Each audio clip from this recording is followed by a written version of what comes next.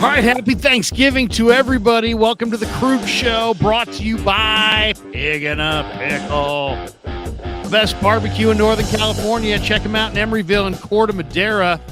They're open 7 days a week. Pig and a Pickle, the best barbecue you're going to find. Get the brisket chili. Oh, I can't even think food right now. I ate so much turkey. Happy Thanksgiving to everybody. We get it rolling on the Krueg Show, brought to you by Pig and a Pickle, New York style Italian sausage, Marin Auto Glass, Mojo Fantasy, Underdog Fantasy, new sponsor of significance around the corner. We won't tell you what that is just yet. We'll tease it. Sorry that we kept you waiting. We were planning. We had Thanksgiving dinner tonight at our my in-laws in El Dorado Hills. And so we were like, you know what? We'll stay there. We'll do the post game there. But you know what? I got a big day tomorrow. Tomorrow's a huge day. So tomorrow's Friday. I'll be doing 49er Wake Up at 8 a.m. with Damon. I've got Chase Sr. on tomorrow at 10. I'm going on with Grant at 11. I'm on the radio at 2. So we decided at halftime to bolt back to the creek and do it from our home studio. So happy Thanksgiving to everybody. But because the game ended, right as we were kind of almost home, we had to reset up everything. So we're a few minutes late. So I just wanted to apologize to everybody. Everybody will be in the house tonight. I believe Rye has contacted Kev. He's going to be joining us. Danny's in the house right now. JD's hanging out with 95.7. He's in Seattle. We'll check in with him. We got an invite to Baller, and we may even drop a link in the chat tonight. And of course, Kev is joining us from the creek here as well. Guys, what a win, huh? What a win for the 49ers. And 49ers dominated the first half. I mean, that was total domination, 24-3 at the break. Then Seattle kind of looked like they were going to show some momentum in that third quarter, and things went their way in the third quarter. They got the pick six. They won the quarter 10-0. But the Niners, with the 24-3 lead, were comfortably ahead of this game. And then the fourth quarter touchdown really was the difference not the difference, but it really made it, just the comeback, no chance, as Purdy found Ayuk for a score to make it 31-13. And now the 49ers, who won 5 in a row, lost 3 in a row, have now won 3 in a row, and the Eagles are next. And guys, what did you think of the game?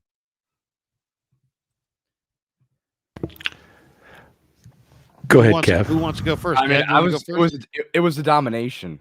They just destroyed them in the first half. I mean, every single drive, it felt like they were going to come down with a score. And the Seahawks, it was pretty well into the game where the Seahawks had like 0 yards of offense. So there wasn't going much for them. Me and you, we were listening to it on the radio and watching it on my phone when we were driving home. Yeah. And the radio broadcast made you think that the Niners were going to lose the game. They were getting kind of crazy on the radio broadcast, talking about like, oh, they're back in this. But that was Greg Papa and Tim Ryan were killing me listening to the radio broadcast. It was like, this game is completely flipped. It's like, relax. Sky is falling. They're up 14 points, and there's like 2 minutes left in the third quarter, and you're making it seem like the game was over. I'm like, is this score wrong? I mean, why are these guys losing their mind in the third quarter? I mean, did you expect that you were just going to party all over Seattle for 4 quarters? I mean, they're the old saying, they get paid too, And to me, I couldn't believe how Greg was losing his mind over, any comeback at all by Seattle. Would you expect the Niners to just rampage and win by 40? I mean, it's just, they acted like it was a 3-point game. They were going crazy as the Niners were up 14. Yeah, there's a lot of I think recency fears of what's happened in the past in Seattle. This is a different Seattle club without Wilson. It's a different 49er club. This is a dominating defensive team. The Kev said it right. I mean, they didn't have any yards for the longest time. Control of possession, time of possession, the Niners dominated. There was just Seattle was doing nothing until the pick six. And, the pick six, it was a tip ball at the line of scrimmage, and then it went off McCaffrey's hands. You know what? Everybody's probably going to focus on that instead of the dime to Ayuk for the touchdown. I mean, that was just a laser shot, beautiful thread, the needle to Ayuk. And you watch this week, we'll hear, well, Brock Purdy, he came back down to earth, threw a pick six, Look at this one right out of the chute. Jason B. Grant is correct. Purdy isn't the one. Look at his stats today. Effing terrible. Dude. What are you watching, Is dude? he joking? I think Dude. he's joking. He's joking. Dude, seriously. Tell me you're joking or get the fuck out of here. I mean, seriously. Now you just gotta go root for a new team, or you gotta go pick a different sport, because you're not seeing this clearly. Let's go back to that first drive. Niners take it all the way from their 29-yard line, and it was mostly passing in that first quarter. Niners came out throwing the ball. Purdy to CMC. Purdy went to Kittle, it went out of bounds, and Purdy found Warner for 9 yards. Then CMC runs on 3rd and 1. He ran for another first down. Purdy himself had a run, and then Purdy found Debo on 2nd and 7 from the 13, and then Debo on a 2-yard touchdown run. And 9 plays, 9 plays, 71-yard drive, 7-0 49ers. Then they kicked the ball off, and D. Eskridge just looked like he was shot out of a cannon. And I thought he was going to the house, and we got a 7-7 ball game, and the place is going to go crazy. Instead, Darrell Luter Jr. saves the day with the major tackle there, and the Seahawks then, had 1st and 10 on the 33, but the Niner defense held, and Jason Myers kicks a 51-yard field goal instead. On that drive, Mooney Ward almost picked off Geno on the pass to Metcalf. So you got a 7-3 ball game. Then the Niners on the second possession, there was a holding call on Jennings, which got them behind the sticks and forced them to punt. But then the Niners quickly forced Seattle to punt on their second drive. Geno tripped deep in his own territory. He was tackled for a loss, and Seattle had to punt. So the Niners get it back on their third drive, and they move it all the way from the 45 down the field. Purdy went to Jennings with a beautiful – how incredible was that 3rd and 7, 26-yard from the 26. Purdy goes to Jennings on 3rd and 7. It looks like he's totally dead, and he gives a tremendous second effort and gets the first down. And that kept that triple effort, man. It was like they had him 4 times. There was 4 guys that had hands on him. That was amazing. And then the Niners go down. CMC scores on a 2-yard touchdown run to make it 14-3. And then, to make it 14-3. Then Geno throws the pick to Ambry Thomas. The Niners couldn't take advantage of that. They had to punt on the next series. But the Niners punted and down the ball at the 2-yard line. Seattle in the 4th possession would also be forced to punt. Charbonnet got stuffed by Warner on that drive early on. Niners on their 5th possession would move the ball down the field, and Purdy found Debo for a first down on 3rd and 5. And then how about this? I thought this was the play of the game. 1st and goal from the 8. CMC with just an amazing 8-yard run. He was not going to be denied, twisting, turning, and you look up and it's like 21-3 Niners. Purdy's 14 of 18 for 132 and a 97.2 quarterback rating.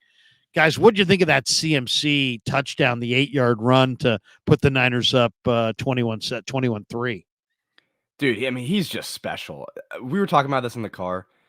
There's Elijah Mitchell is a good running back, but you can see a visible drop off when he gets in the game just because of how good CMC is. CMC just has a spark to him, and like that play was a great illustration of that. He doesn't get initially like it doesn't look like a great run, and he just fights his way, he rolls his way forward, he just gets the extra yards, he gets the touchdown. So great play. Danny, what'd you think of that one? I mean, McCaffrey's having just a tremendous year, man. I mean, that to me, that was one of his highlight plays of the year. Yeah, I don't know what you could say about the guy other than that he's probably just, the best all-around player in the NFL. I mean, I mean, it's not just his physical abilities, it's his desire to perfection.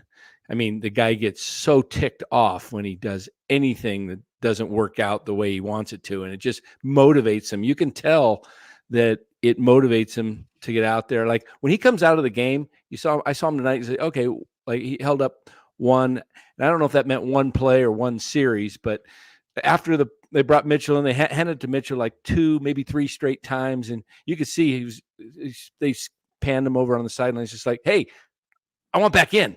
You know, it's right. Like, He doesn't want to come out. No, the guy doesn't want to come out. And then the next series, I think it was Hargrave got the big sack on 3rd and 11, and Seattle was forced to punt. The Niners then were forced to punt their 6th drive. This was like 3 minutes before halftime. They couldn't do anything with it. But the Niners punt, and on the punt, who popped it out, Danny? We were watching on the tube, but I never saw who popped it out. I know Ronnie Bell. Or did the guy just drop it? He dropped it first, and then it was on the ground. And as he tried to pick it up, I don't know which Niner came in and came sliding in and knocked the ball free again. And then Bell, landed on it. And I mean, it was a really great play by whoever it was that, I think it might have been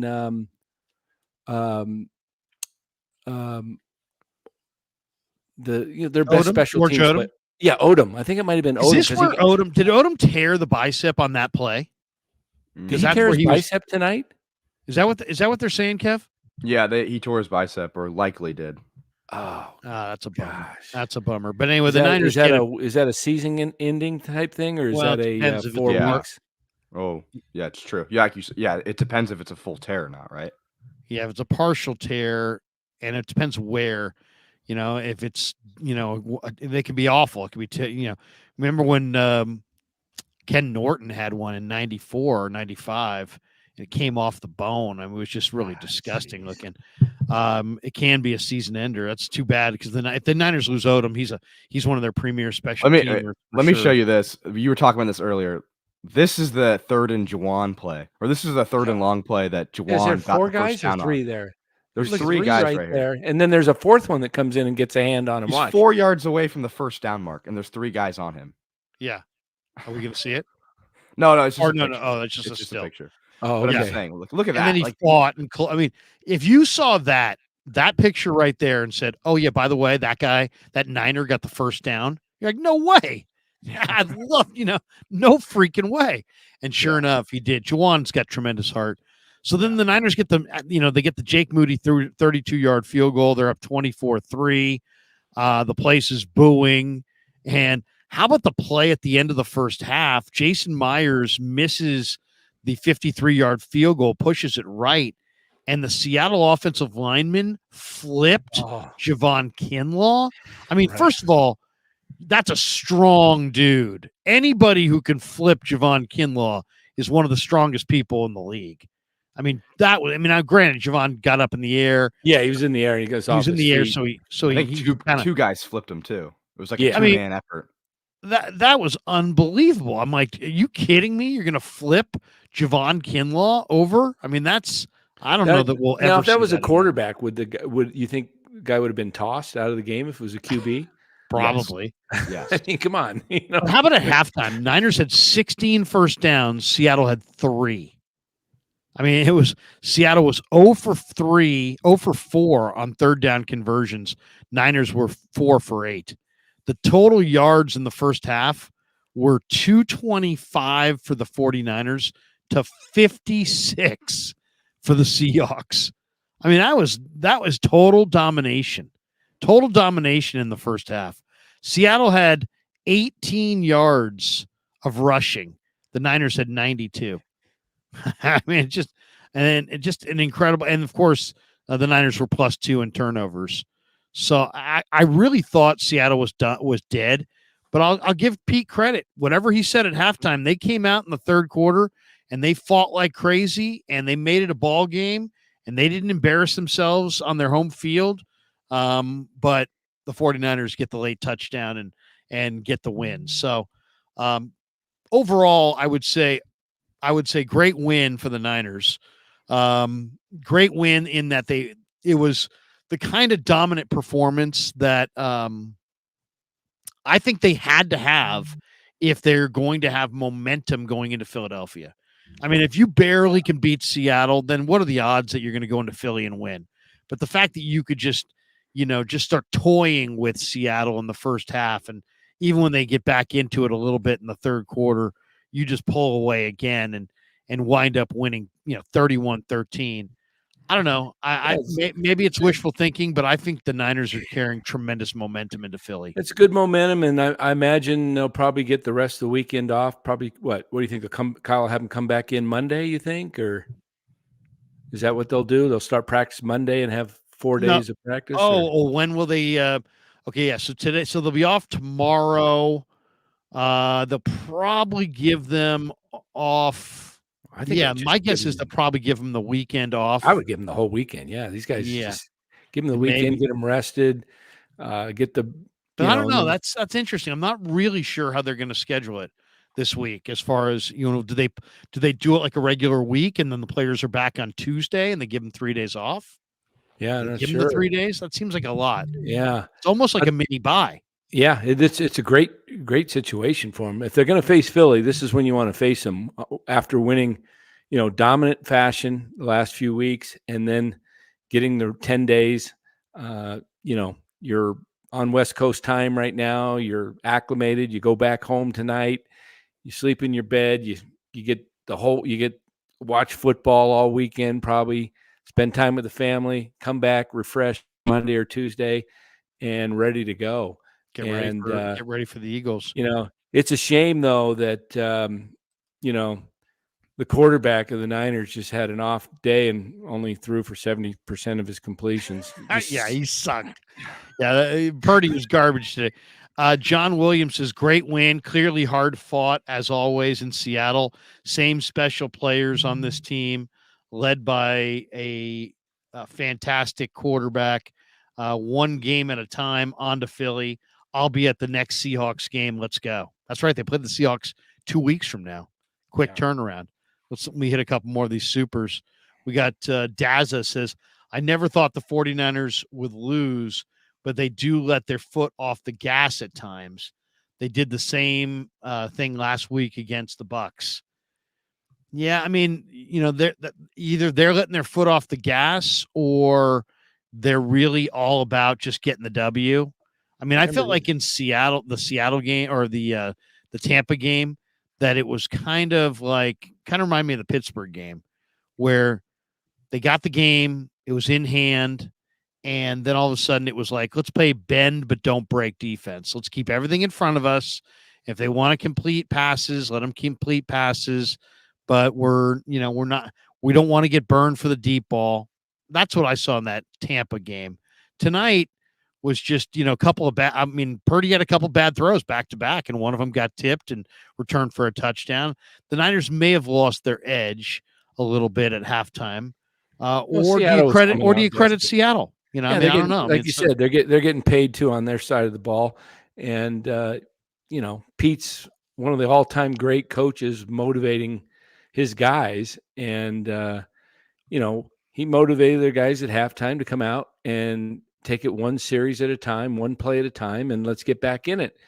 And, they got the 12th man there.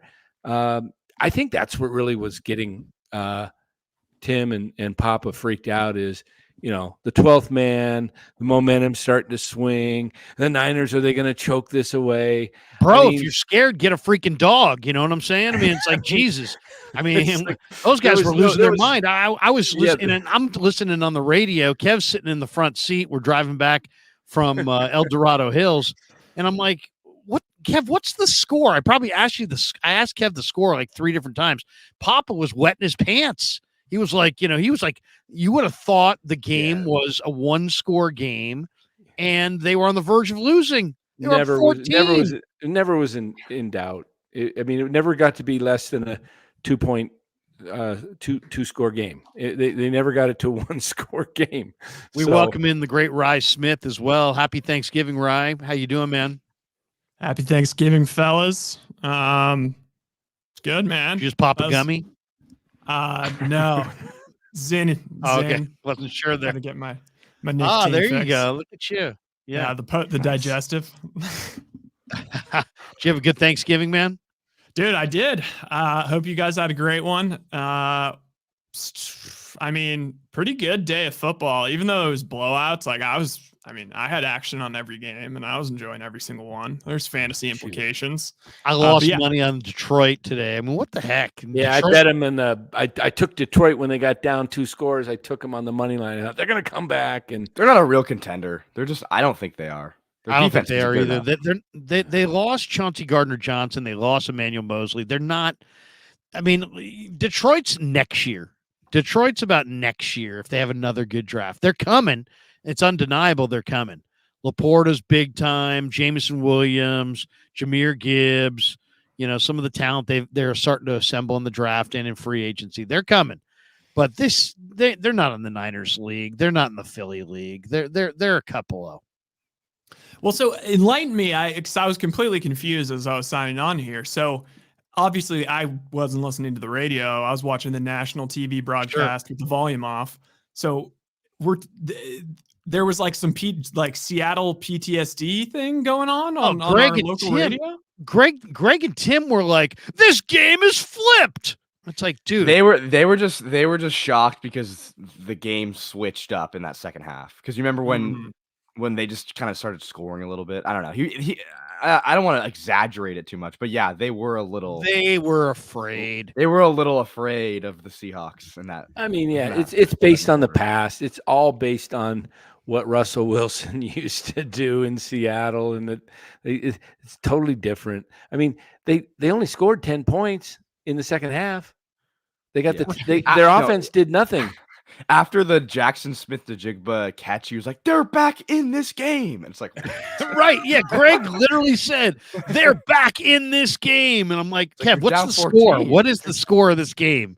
He's like, 24-13, Dad. It's 24-13. I'm like, what the hell then? What are these guys talking about? They're back in. It's an 11-point game with like 3 minutes to play in the third quarter. No, the only thing that was in doubt, maybe, I don't know, maybe these guys, they have to spend their Thanksgiving away from the family. Maybe they both put their mortgage down on Niners minus 7.5, because the only thing that was in any jeopardy whatsoever was the spread. Exactly, dude. If you're scared, get a dog. Davis says, kind of sick of the pundits saying, without our star players, Purdy ain't this good. It's actually reversed without Purdy. Without Purdy's anticipation skills, our stars ain't stars. Yeah, Kurt Warner doesn't win the Super Bowl without Torrey Holt, Isaac Bruce, and just blew my. I think that narrative is going to change. Marshall Faulk. Yeah, I mean, come on, guys. Every team that is great has great players. There's not just one guy that does it all. I mean, Joe Montana doesn't win all the Super Bowls without Dwight Clark, without the running backs, without Ronnie Lott on D. I mean, it's just like, come on. It's like, seriously. I don't get it. I mean, the guy's playing great football. I mean, who am I going to listen to? Idiots on YouTube or fucking Trent Williams on the post game who's like, man, getting Brock Purdy's like winning the Powerball. No, but it's people on TV like Nick Wright who are like, they're just being negligent because they had an opinion they don't want to back down from. I feel like, yeah, they don't want to. He doesn't actually believe that wrong. anymore. You know what? You're wrong, Nick Wright. Hey, you're Nick wrong.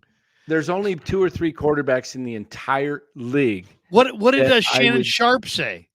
Didn't Shannon Sharp didn't he do a back pedal tonight too? Oh, he was just like, he tweeted something like Purdy, like, damn. Actually, like, I don't know. Like, he tweeted something. Damn, I watched the game this week. I didn't watch that Buccaneers game. I just went on national TV and talked about it. I mean, Shannon Sharp's an embarrassment.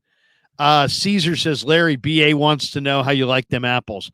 All I said was I was disappointed in his touchdown production. That's all I said. Oh, my God. Roberto Davis says the Niners outclassed the Seahawks. They're soft. Well, I just don't think Seattle's just not very good. I mean, give me your guys' thoughts on Seattle for a second. How good is Seattle? I I think I love that kid Weatherspoon, but they yanked Tariq Woolen off the field for Michael Jackson in the second half. I mean, I don't know if Pete didn't like what Woolen was doing coverage wise, but Woolen came back in eventually, but it looked like he benched the man they call Reek Woolen.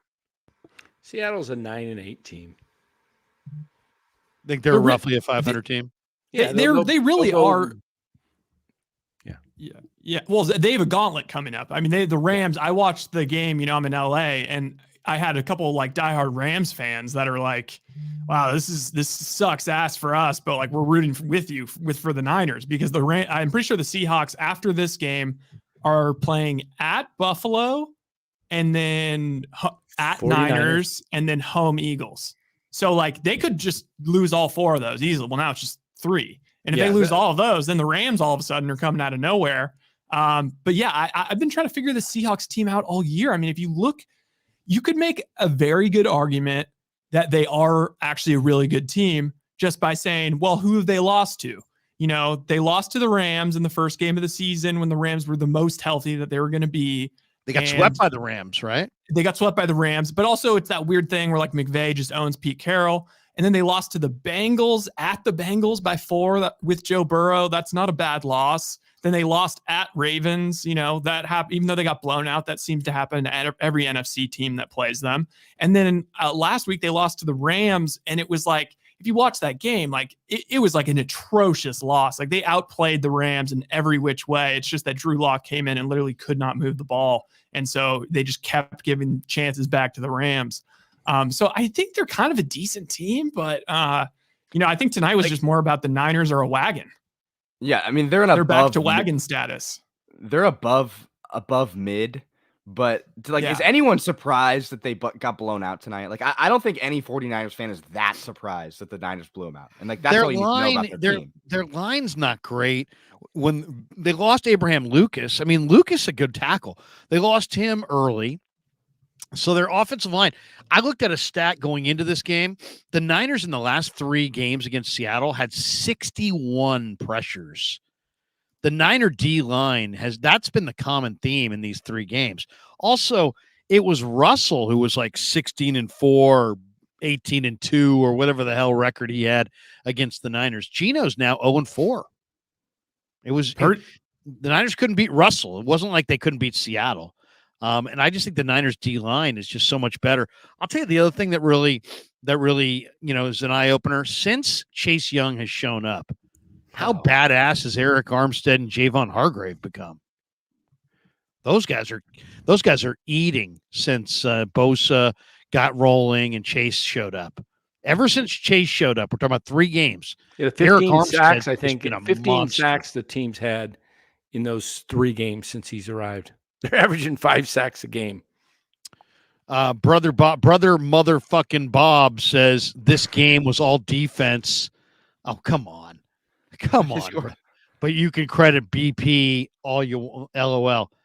Brother Bob, at halftime, the 49ers had 225 total yards. And you're right, the defense was great. The defense held Seattle to 56. But at halftime, the Niners are on pace for 450 yards. So how can you say it's all the defense?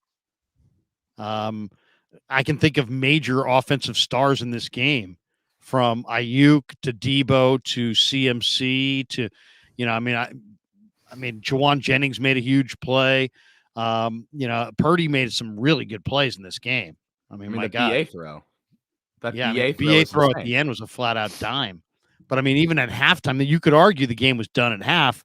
They were on pace for 450 offensive yards, and you're saying it's all D? Come on, bro. I know you got an agenda, but come on. Matthew Sanders says Brock Purdy looked good, hit all the throws. Every team in the league would be glad to have that kind of arm talent. He didn't miss SHIT. Is that what it is? Mm-hmm. Brock looks polished. Yeah. I mean, Brock's, every game's not going to be a perfect masterpiece, but have you noticed at the end of these games that more times than not, his team seems like they've got more points than the opposition? The guy wins. Yeah. 70, on what you might say he didn't have his A+ game today. Some people will say he completed 21 of 30. That's 70% for 209 yards. He only had one pick, which was tipped at the line of scrimmage, and then it went off of McCaffrey's hands, and tipped right to the linebacker. I mean, those interceptions are going to happen. Yeah. You're going to throw it. Somebody, I don't know who once said it, but might have been Richard Sherman, said, I take half the picks and I don't even, half of them are on the quarterback and the other half are just, freak things like guy didn't run the route right, or ball got tipped, dropped and it fell out. And so a lot of times, those things happen. I mean, look at his interception ratio to touchdown ratio right now. It's near the top of the league. He's at the top of the league in almost every stat. If he wasn't drafted Mr. Irrelevant, he would be in the league, in the talk for the MVP. If his name was Josh Allen and he had the same stats and the Niners and the Bills were 8-3, everybody be talking about Josh Allen. As you remember you mentioned Richard Sherman. Here it is. Here's Sherman earlier this week on Purdy. This is still a second-year quarterback. They scrutinize this guy like he's been in the league for a decade. He's a second-year guy, and he's playing outstanding. His touchdown to interception ratio is enormous. If he was a top 5 pick, they'd be talking about him with Patrick Mahomes and as the face of the league in the future. But since he's the last pick, all people can say is that they're waiting for the fall off. And it's been a year and a half of consistency from this young man. Either way, if he somehow takes this San Francisco 49ers team to a Super Bowl and wins it, he's going to take what he deserves because he don't have to ask anymore. Damn. I love that. That's one of my favorite cuts of the week. I bet 100 the other day on him for at 1,800 to 1 for plus 1,800 for MVP. Because I do think if the Niners can run the table. What'd you get? What was your $100? 18 to 1. 18 to 1, yeah. 18 to 1 for 100. So I think Danny's trying to stick to the HOA there in the greater Arizona area. How I'm looking at paying this, off your dues, man. If they beat the Eagles, and somehow they get. When is the MVP? Is it just based on the regular season? Is that when the voting's done? Yeah. Okay. Yeah. So he's got better numbers than Hurts across the board. Yeah. It heavily skews also to December. And Dan, I'm just telling you right now, you're going to be really frustrated when Dak Prescott is holding the MVP trophy. Wow. Speaking of the Cowboys, have you seen? I know, right? Cowboys have the Cowboys have not beaten anybody close to a winning team. Look at their teams they've beaten. Like Miami, too. Well, Dan, it's not only that. It's like, because I have Tony Pollard in fantasy, and every week I always bet like Tony Pollard to have a touchdown, and like he for the most part always busts.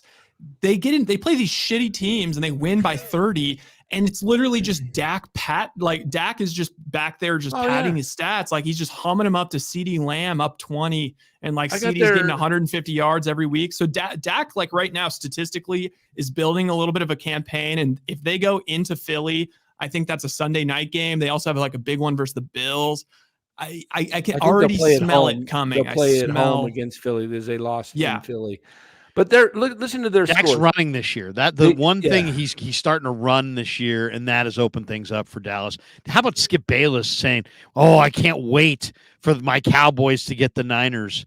It's like, dude, be careful what you wish for, Skip. My God, the Niners can run the ball and stop the run. Skip was horny on the Twitter line today. He was tweeting out about Dolly Parton. Oh, 77-year-old Dolly. Hey, they were talking Larry on the Dan. broadcast. Oh, I thought you were trying to name us. No, just the broadcast. Tony. I'm drawing Romo. Tony Romo. Romo. Yeah, he's sitting there. He said it like 10 times. This is a Super Bowl team. The Dallas Cowboys can go to the Super Bowl with this. The way they're playing and the way they're balanced with the running game, the passing game, the defense. This is a team. Yeah, the Cowboys can go to the Super Bowl. If the Eagles and Niners planes collide in midair, then that's the only way they're going to the Super Bowl. Mr. 33 Degrees says today is the beginning of what I call the Seattle sandwich. The bread is no problem. It's going to be the meat in the middle that's tough. Talking about the Eagles. I don't know what you guys said, but I said it 3 weeks ago. I think I said it to all you guys.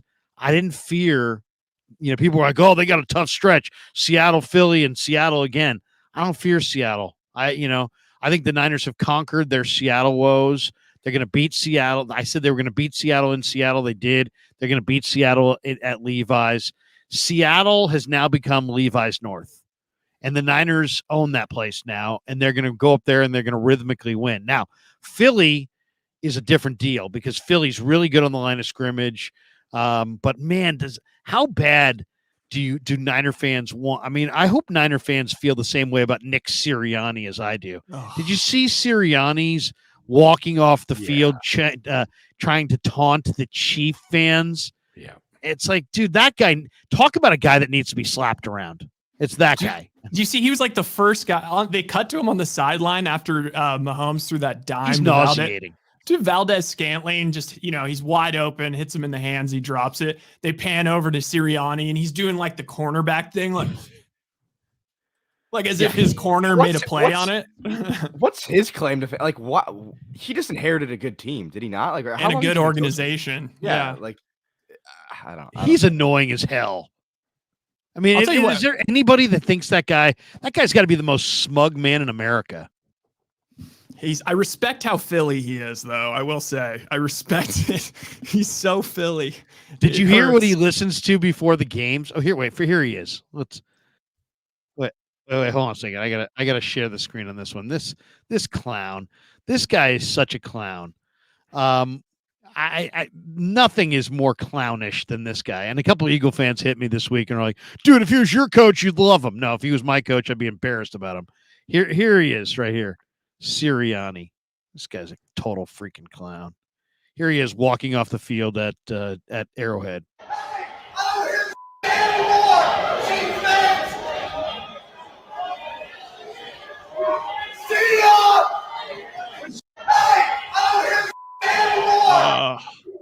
Like, that's your head coach? Dude, never taunt anybody while wearing a visor. All right, that's like the number one rule of life. If you're wearing a visor, don't taunt people. Especially when it's pouring rain and you're just like, do you enjoy the top of your head being that wet? Like, why are you wearing his visor? Nobody who's a true badass is wearing a visor. I love how he waited where he got out of the sight of the crowd where he yells instead of yelling it right before he what a. He's like, oh, you're in Arrowhead. Like, I'm gonna yell this when I get inside the locker room. Like, what? He doesn't yell it out in front of the fans because he's afraid of getting nailed with some, shot, somebody throwing something at him. But you know what? This guy is going to get humbled at some point because he's maybe. I don't know. They keep winning these stupid. I never feel like they play well and they always just win. I don't know. Yeah, I would love it. I would love the Niners to roll in there and just smoke them. Seriously, make them a Macanudo in your golf bag and just fire them up. Just sit there and just light them ablaze. I would love to see it with their false starting tackle and I just can't stand the Eagles. Can't stand the Eagles. Can't stand their fans. Can't stand Sirianni. But supposedly before every game, he listens to. Did you guys hear about this? What's the song from Rocky IV? No shortcut home or no easy way out. Is that? You remember that? No easy way out, no shortcut home. Where Rocky is. We can't play it on here, damn it, because it's YouTube. But I wish we could. Does he run the steps? Does he run up the steps with? He's a freaking clown. I hope the Niners go in there and beat him by 21. Hicks is, I think, Burford just lost his job to Feliciano. Feliciano had a bad penalty though in this game. But Feliciano, I think, is the Niners' best O-line. Tell me if you agree, guys. It's Trent, Banks, Brendel, Feliciano, McKivitz. Yeah. I love Burford, and I think he's got a nice future. But I think the best line they can put on the field is the one I just shouted out. And Burford leads the team in penalties, and there was no big penalty holding that came back, a huge play. Like there was none of that today. And you could kind of tell. Yeah, and I love Burford. He's a great guy. Brother motherfucking Bob. Kevin is smarter than his old man. Not even close. 100. Of course he is. Of course he's way smarter. But we're also both smarter than your ass. Tony Nagatani says, Larry, and all. I need your honest opinion or honest assessments. What does it say? Honest assessments of John Feliciano and the whole O-line's contributions to the run game tonight. Happy Thanksgiving, Tony. We were just kind of going into that. What do you think, guys? I mean, as far the run game, how much of tonight? I mean, I've got to go back and roll through it again. And of course, we drove back from El Dorado Hills, so I really only saw the first half in its entirety. I'm at a little bit of a disadvantage tonight because I didn't get a chance to see every snap of the second half. But how much of the run game success, because it wasn't just McCaffrey, Elijah Mitchell was good tonight. How much of the run game did you guys think was the runners as opposed to the line?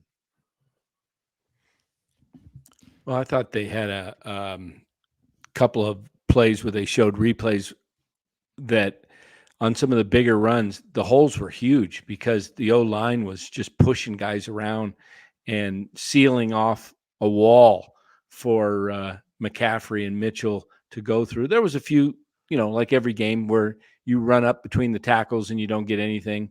But, I think for the most part, the Niners were able to move the ball because the offensive line was moving guys. I mean, they showed Trent at one point just taking one of the D linemen and just pushing him to the ground, just almost like, just get out of my way. Bam!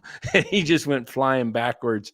And Trent's a beast. He is. And, another thing that was really stood out tonight, I thought the corners, Thomas and Ward, played great tonight in man coverage. Ward looked really good. Even, coverage was right there.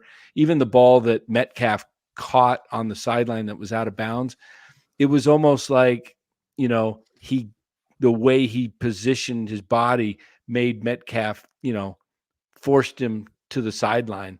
And I thought he played really well.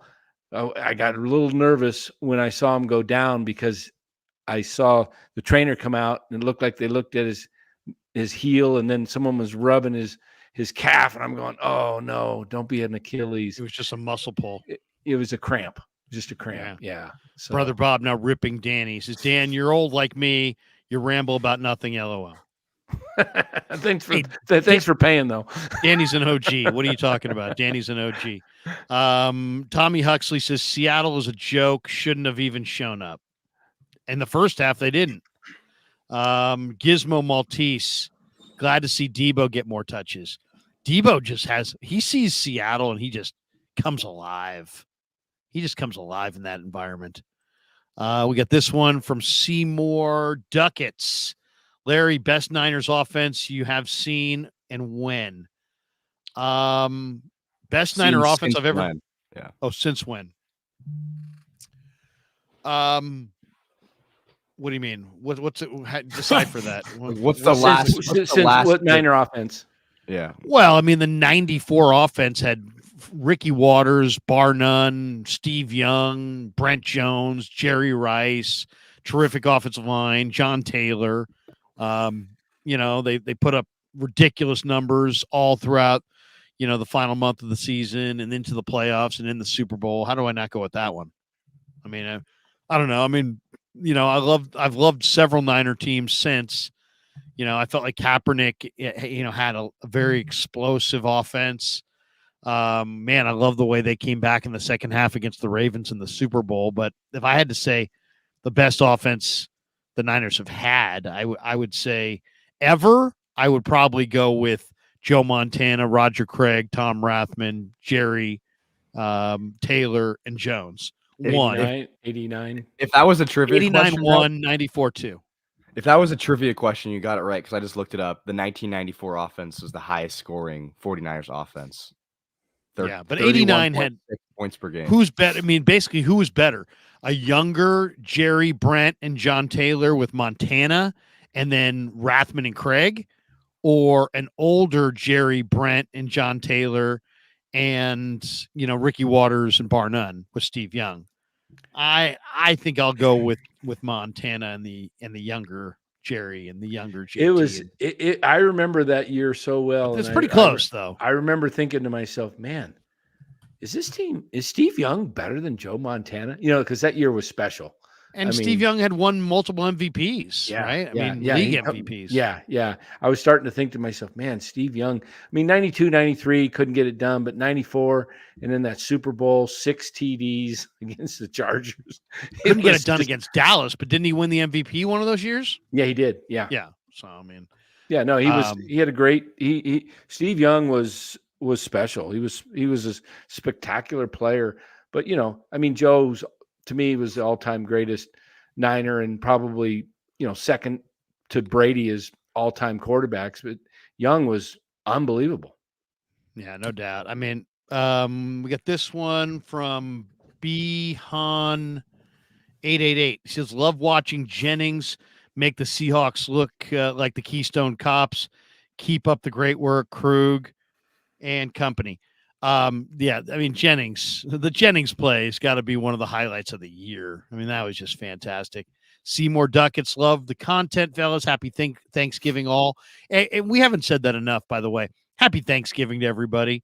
I don't know where you guys rank holidays and all that, but man, is there anything better than gathering, with a license to just eat incredibly awesome food? And tonight, my father-in-law busted out some cranberry vodka.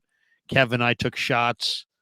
It was, when you have the turkey dinner and the stuffing and all the accoutrement, and then you've got the once Grandpa Marty busted out the cranberry vodka shots. It was a good time was had by all. Let's just say that. You can't say no to Grandpa. You can't say no to cranberry vodka shots. Cranberry, infused cranberry vodka shots. We had champagne, we had wine. My wife's side of the family, these people throw them back. Seriously, it's a heavy drinking crowd. That's awesome. Yeah. And then you got football. Cowboy game was I didn't really watch too much of the Cowboy game. We was in the background, but I can't stand the Cowboys. I just can't stand the Cowboys. And the Commanders, it's fun. The Commanders just put up no resistance. I was looking at that number going, is Dallas going to cover this number? And I was like, I may want to go Commanders. I'm like, no, I can't go Commanders. I don't have any. Ron Rivera's ass is fired, man. He's gone. He is so gone. Man, the Cowboys. So they got to fire him now and just give Bieniemy a shot, and then that way what you have with Bieniemy, and then you know what, you've licensed to bring in Belichick. Yeah, well, there's talk the Cowboys may bring in Belichick. Do you think Belichick's going to sit there and have patience for old man Jerry Jones and his idiot kid? I can't imagine that. I was saying for the Commanders. The Commanders also are linked to him a little bit. Yeah, the Commanders want Belichick too. Stick is getting a little bit more dry every day that he doesn't win a game. Like when he was winning, it was kind of funny. Now he's just like a dick. Like now he's just kind of. It's like asshole. Popovich. Did you see Popovich? Oh my God! Everybody, hey, excuse me, everybody, don't boo. Hey, excuse me, old man, sit the fuck down. That's what I would. Come on, your tickets cost $1,000 pop. Sit the fuck down. And if I was the guard there, if I was Kawhi Leonard, I'd be like, Pop, I don't need you. I don't need you standing up for me. Is he starting to lose it or something? What's going on? Seriously. Maybe he wants to recruit. Maybe Rhino's right. Were you thinking, is Pop trying to recruit Kawhi back to San Antonio to play with Wembanyama? No, I think, well, my first thought was like, dude, who are you to talk, Pop? Like your whole thing, the reason why like everyone's like, oh, Pop, he's so cute. Like this old man that just gives shit to the reporters every time they try and talk to him. He just gives the worst answers and he's super short with them. And he's, super Like, unaffable. that's so cool. Like that's like so that's cool. cool. Yeah. That's Yeah. cool.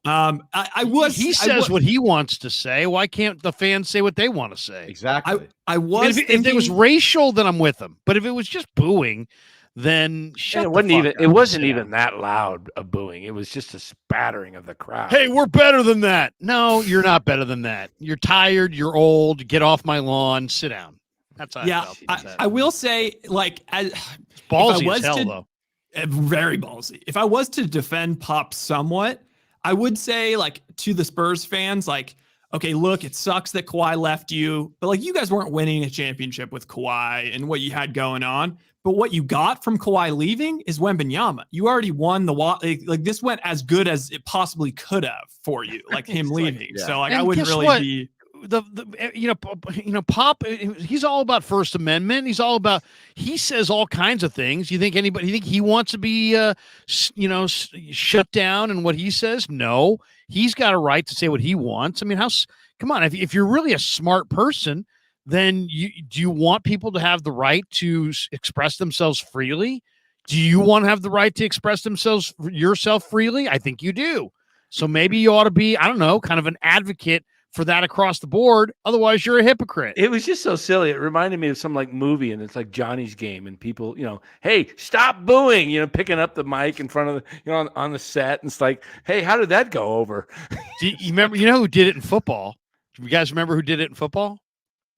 Was it Sam Weish took the mic and he's like, "Hey man, this isn't Cleveland, this is Cincinnati." Oh, Remember yeah, that? yeah. You guys remember that?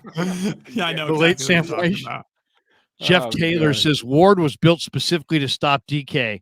P.S. Kevin looking like a David Lynch character tonight. Yeah, I don't know, dude, Jeff murdering, Jeff was. I don't know what murdering David Lynch psychopath. is. No, No, like the guy that directed like multiple serial killer movies. Jeff was telling me he was like, you gotta get your face away from the camera. Like I can't help it. Like my camera is actually far away. It's just on my Mac. It's just like it's so zoomed in. I can't. You look fine. I'm against the wall right now. Hey, you kind of resemble Grandpa Krueger. I saw the picture you posted there, Larry. I saw your dad there. He kind of resembles him.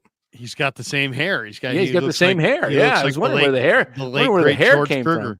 from. Yeah, Seriously, there look it at is. that. We'd die for hair like that. All right, Flav says if the Bills can help us out, we could be back in first place by next week. Shock the Lions lost. The bye could still be possible.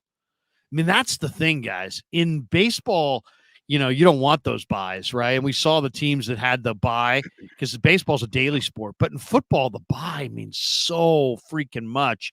And the way it's one team gets the home field and one team gets the bye, as opposed to the way it used to be with two, the bye is enormous. If you can get the bye and the home game, God, I mean, that is so huge. So that's kind of what I love about today's NFL right now is that, the regular season, it means a lot and everybody's going hard. There's no load management, in the NFL. If you're able and able to play, you play because that, everybody wants that one seat. Everybody wants that rest. Next week is going to be outstanding. I mean, what do you think? They refused to flex that. I guess Fox just wouldn't give it up. Is that what it? Nah, is that what the deal? They won't give it up. Yeah, They won't give what it up. Kind of ratings? Will this have bigger ratings than the Monday night Chiefs Eagles? On a Sunday 1:00 game, I don't think so. No. The Taylor Swift factor. Niners Cowboys had some big fat ratings in the 90s when they played 1:00 games. Is it a 1:00 game? It's actually 1:00 West Coast. It's going to be a late start in the East. Okay, so it's which is better. I'd rather have the 1:00 start than the 10 a.m. start. Definitely. But there's something about being like the primetime slot. Like you get the casuals, you get the randos, like the people watch it that don't care. The casuals. So can we talk about how Philly Vegas has no respect for Philly. It's kind of insane. Like even though they beat Kansas City, well, I mean, just how about this week's line? They beat Kansas City, and now they're only laying 3 versus Buffalo. Buffalo's coming into Philly. Buffalo's desperate though. Maybe they're 3. It's -3. I think this could be this is a huge game for Buffalo. They cannot Buffalo's lose. got to have it, right? This is they almost have like to. Buffalo's last. If Buffalo loses this game, they're probably out of the playoffs, aren't they? I mean, I know there's a possibility, but look at the rest of their schedule. They could probably afford to lose one more. What are they? But their schedule's brutal. What are they? Do you have 6-5 Buffalo's right schedule now? in front of you? I can pull it up. Yeah, pull up Buffalo's schedule. I think they're going to wind up losing like 2 or 3 games. What is Buffalo right now? 6-5. Do you want me to share it? I'll just share it. Yeah, go ahead. Yeah. It's RG Teamster says the RW curse flipped into the Brock Purdy curse. That's pretty rough. Outside of the Patriots. That's rough. What the RW curse flipped into the Brock Purdy curse? Feel it, Seattle. Oh, Russell Wilson. Oh, I got Yeah, it. it could be. Remember Brock beat them last year with the hurt finger or whatever. So let's see. Buffalo's got they got Commanders, Eagles, Cowboys. yeah, Eagles, Cowboys, Eagles, Chiefs, Cowboys, Chargers, Patriots, Dolphins. and they already lost to the Patriots. Yeah, so it's And that's the easy game. Okay, so yeah, I could see the desperation. They do get a bye in between this and the Chiefs game, though. So they're playing this game going into a bye. But even just the Buffalo game aside, the line right now, at one point it was Niners -1. It's now Niners pick 'em on the look ahead line, which just seems crazy. Like The Niners Eagles is a pick 'em? it's pick 'em. It was Dude, Niners we were -1. talking in the car on the drive home tonight, and we were guessing that it was going to be Eagles by 4. Yeah, I know, right? On action, this says Niners +2. But I mean, these lines obviously move a lot. I have on my book the Okay. option to bet Niners. Okay, pick what 'em. do you guys think the odds should be, Niners Eagles? I would say it should be Eagles -4. I say 3. I think I say Eagles 2.5. I say Eagles 2.5. Eagles -1.5. The reason I say Wow. 3 is Wow, because I'm the one who thinks the highest of the Eagles here. I'd say that they're equal in my mind. I might be biased, but dude, this game is setting up to be kind of like a nightmare scenario. I'm looking at the weather. It's going to be raining with snow showers. So, I mean, like if the Niners' worst game was that Browns game where they played a physical team in the rain, and this is going to be another one of those physical teams in the rain type of games on the road. So, it's not going to be easy. Purdy in the wet weather too. I don't know. It's going to be, you know what though? The Niners, everybody looked at the way the Niners talked after that Eagle game as total disrespect to the Eagles. I think that was Niner players telling everybody, the nation, how much respect they had for Brock. And that when Brock went down, you know, they lost their belief and they feel like they could have gotten it done with him. Now, the Eagles feel like the Niners disrespected them. And all the media in Philly feels, because the Niners said that they would have won instead of could have won. You know, the Niners didn't go to during that Super Bowl week. The Niners didn't say, yeah, we could have won. You know, there were a couple guys who said we would have won. And that rubbed a lot of Philly media people and a lot of Philly players the wrong way. So Philly's going to be fired up, but the Niners, I think, understand that they have to fire a big effort in that game. And I don't know. I think they're going to win. I think the Niners are going to beat Philly in Philly. We'll see. We'll see. We got this one from Gold Rush. He says, Grant and CS, same attitude on Purdy. Who's CS? Chris Sims. I don't know. What? Chris? I think Chris Sims is a pretty big Purdy guy. Yeah. No, I'm just making that up. Some of these abbreviations. Who's the guy from Fox that you said is talks a big game that we were talking about before? Coward? No, the other guy the guy, Mike, who the hell's that guy? The guy who's been ripping. Nick Wright? Oh, Nick Wright. Oh, Nick Wright. So that's not CS. I have no idea who CS. Grant and CS, same attitude on Purdy. Whatever. Seriously. Knees says sideline Steve Wilkes is undefeated. Just saying. Yeah. Now that's good. Now that no one talked about that today. That was not. that makes me funny. Arthur Gazarian is a broke joke. Get your card out. Oh God. Now we're Brother Bob's attacking other people in the chat. Come on, Brother Bob. You're better than that. Well, you're not, but you think you're better than that. Matt says, does Brock wear a cup while playing? That's a great question. Maybe I'll ask him this week. No, I will not. Kev would kill me if I asked that question. Greg Argisi, Sirianni looks like he just got done working at Geno's. Geno's? Anybody? Famous Philly cheesesteak place, I think. Artur Gazarian. Brother Bob equals the Nick Sirianni of the chat. He's a clown. Look at this. Now we have guys battling. Hey, guys, I am a major advocate for battling back and forth with super chats all night long. Don't let the other guy get the final word.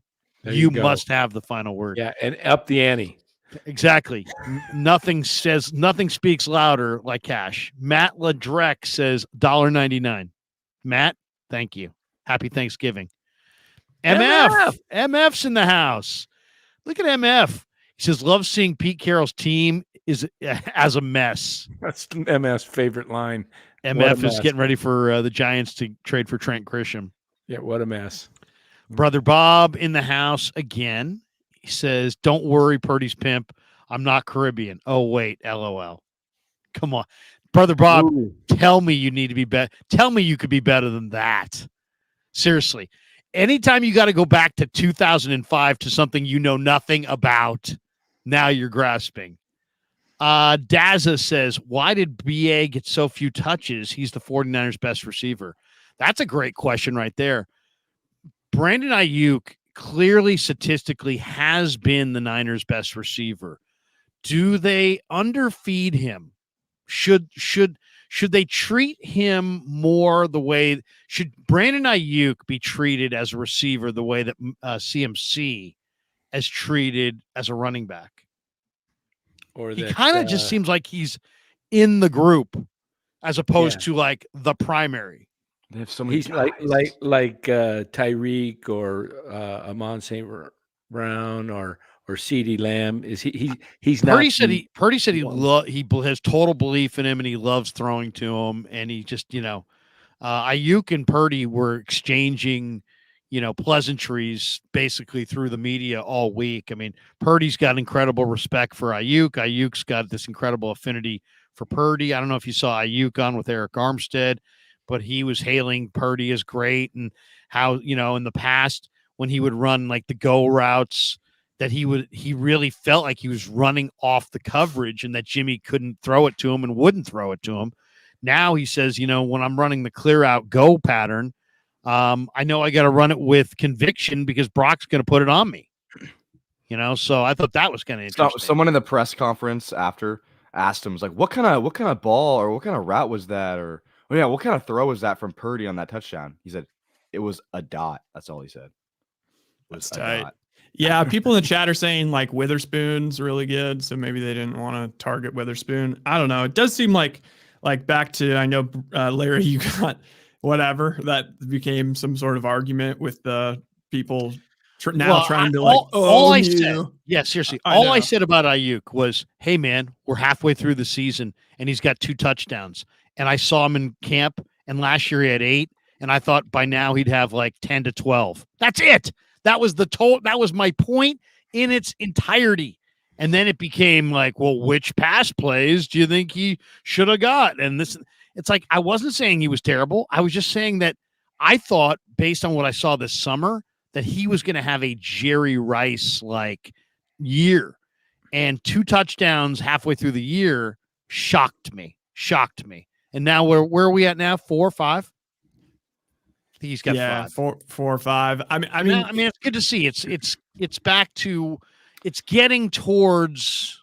He only had 2 receptions today. He had 2 receptions on 4 targets. If you were to tell me like what is like give me your prototypical Ayuk game, like Ayuk's been great this year.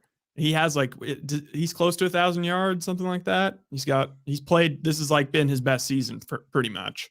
And if you were to tell me like what is like a prototypical, 2023 Brandon Ayuk game, I would close my eyes And I just imagine like he probably gets about 6 targets. He probably the first 3 or 4 catches are all in the first half. And then he'll have like 60 yards in the first half. And then he'll maybe have 2 more targets, catch 1 for the rest of the game. It does seem like he tends to like kind of get peppered in the first half. And then he kind of just, sometimes it's like, where did Brandon Ayuk go for like the whole second half of the game? Now, maybe that's part of that's game script. I don't know. But it seems like anytime Brock wants to go on a deep cross to Ayuk, it's there. It seems like anytime Brock wants that, he can throw that.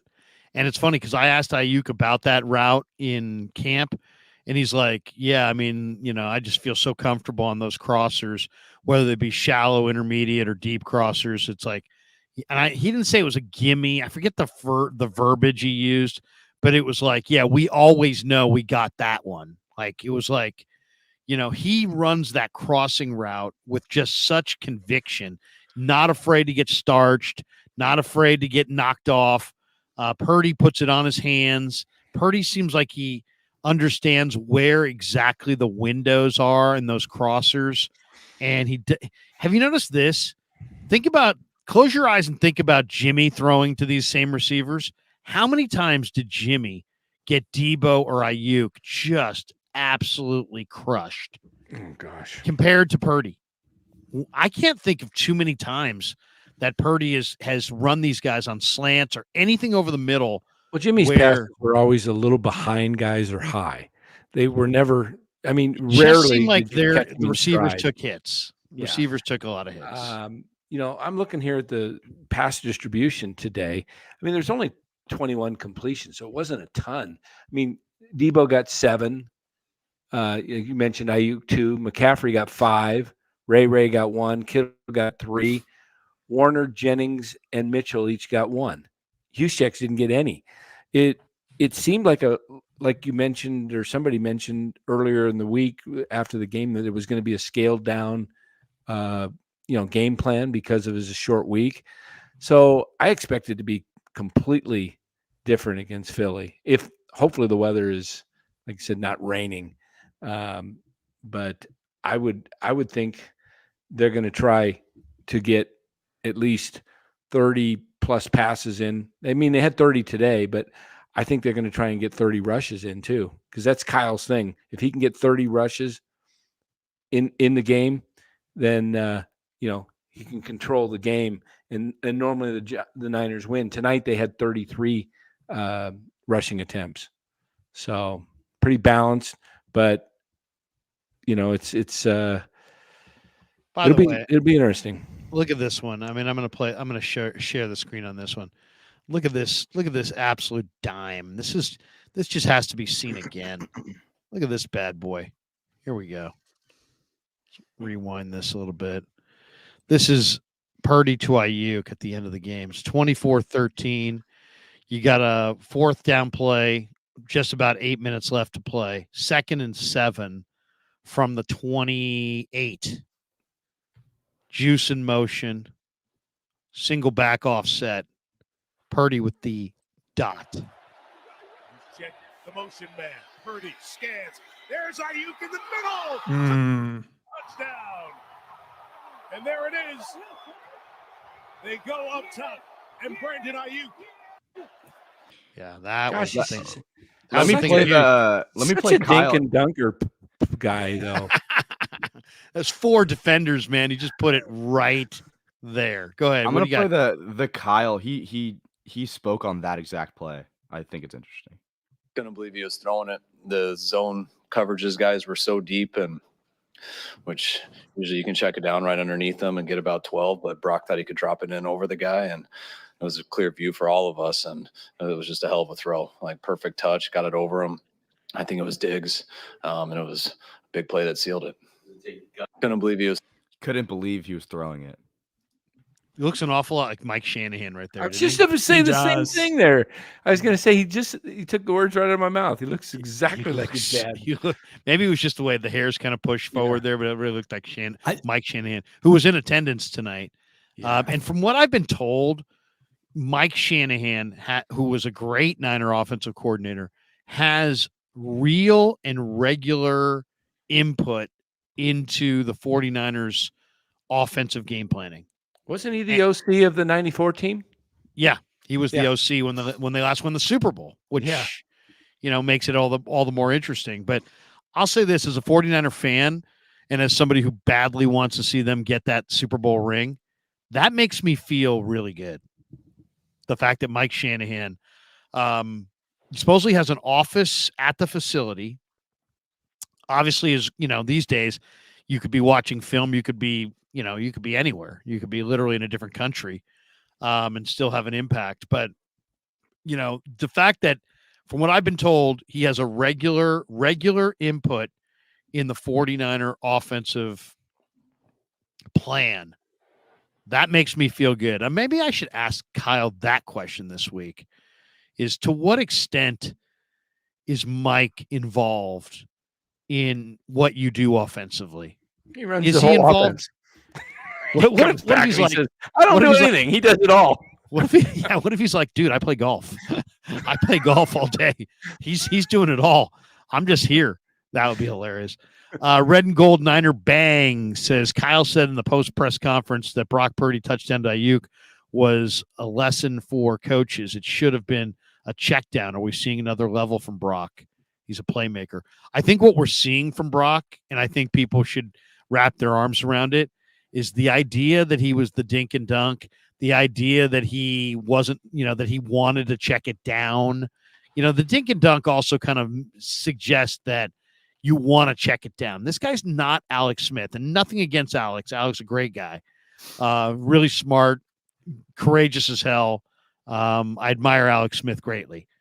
But Brock Purdy's weakness is that he's too much of a let it rip guy. He's probably closer to Brett Favre than he is to Alex Smith.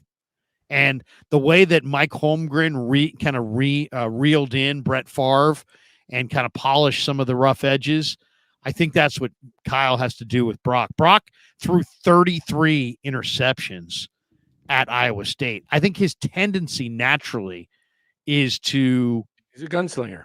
He's a gunslinger. Yeah, I mean, that's well said, Dan. I mean, that's who he is. At his core, he wants to, take that shot down the field. He wants to squeeze it into a tight window.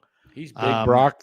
He wants to win. He just wants to win. Jimmy G was just trying to throw the ball to get the ball out so he didn't get sacked. Like, Brock wants to throw to the guy who's going to get the most yards. Hey, how about the play where he was almost sacked and he flipped it to Kittle? Did you guys see that? He's been doing that for like the last month. But that was unbelievable. It was like I don't really understand how it was like a flip like that. Look, that's like his thing though. He refuses to take sacks. He's like, I'm just gonna chuck this shit. Like that. That's happened at least half dozen times where he's just chucked it when he's going down. But at least this one was, Kittle was right there. It wasn't like he flipped it to the side, and could have got picked. That was either Kittle's catching it or nobody.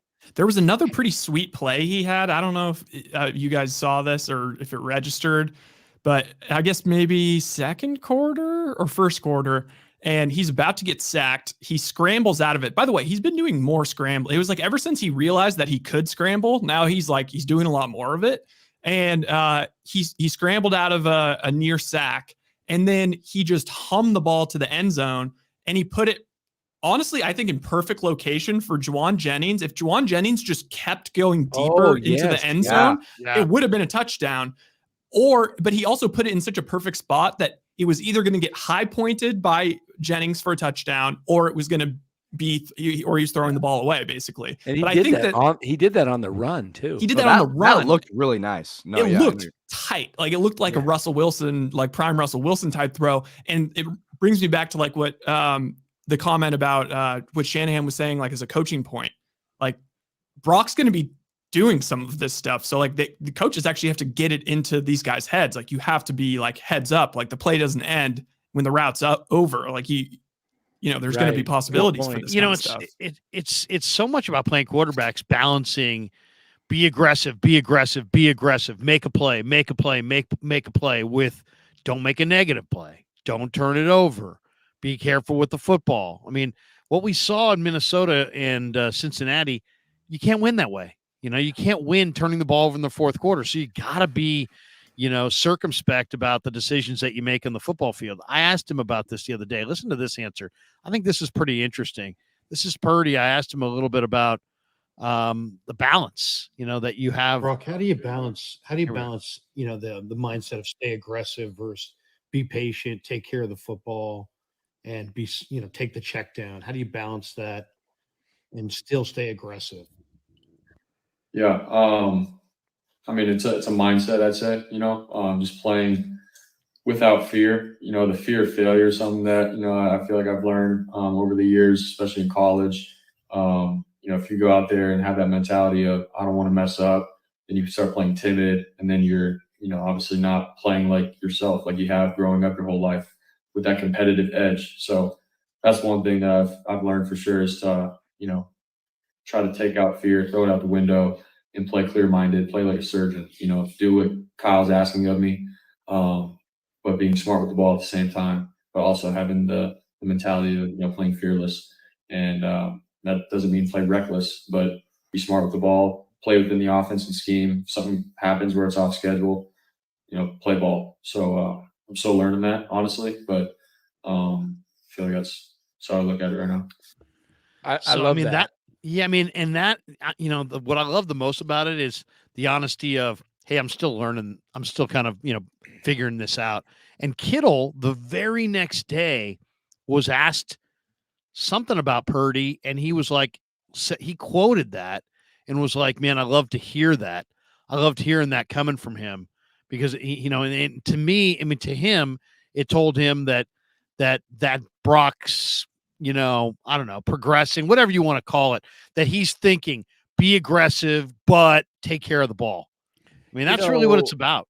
When I listen to that, there's a little bit of street mentality in there with Brock, which I love. Mahomes has that. Brock played baseball and was I think he was a shortstop, wasn't he? Which accounts for his great feet. You look at his feet and how fast he can get out of the pocket and escape. Chris Collinsworth made the comment tonight. He said, wow, Brock Purdy's pretty quick. And, we've seen it, but a lot of the national people, they don't, if they're not covering him, watching it every week. Brock is very quick at getting out of, escaping jams. He's not fast, but he's quick. And one of the things that I noticed, like you mentioned, Rye, about the play with Jennings, I think what you're going to see, how when we see Mahomes and he's running and he's like pointing, like, go, go, go this way, I think as the receivers get more and more used to Brock, you're going to see Brock direct guys where he wants them to go, and he's just going to put it there. Because if Jennings would have known that he was going to sling that thing, he could have just taken 2-3 steps back toward the back end zone of the line and maybe caught that ball, like you said.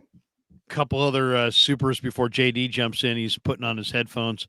JD's got boots on the ground up in Seattle. Flav says, Brother Bob would trade Purdy for Trey Lance straight up right now. Oh, God. Let's not get that going again.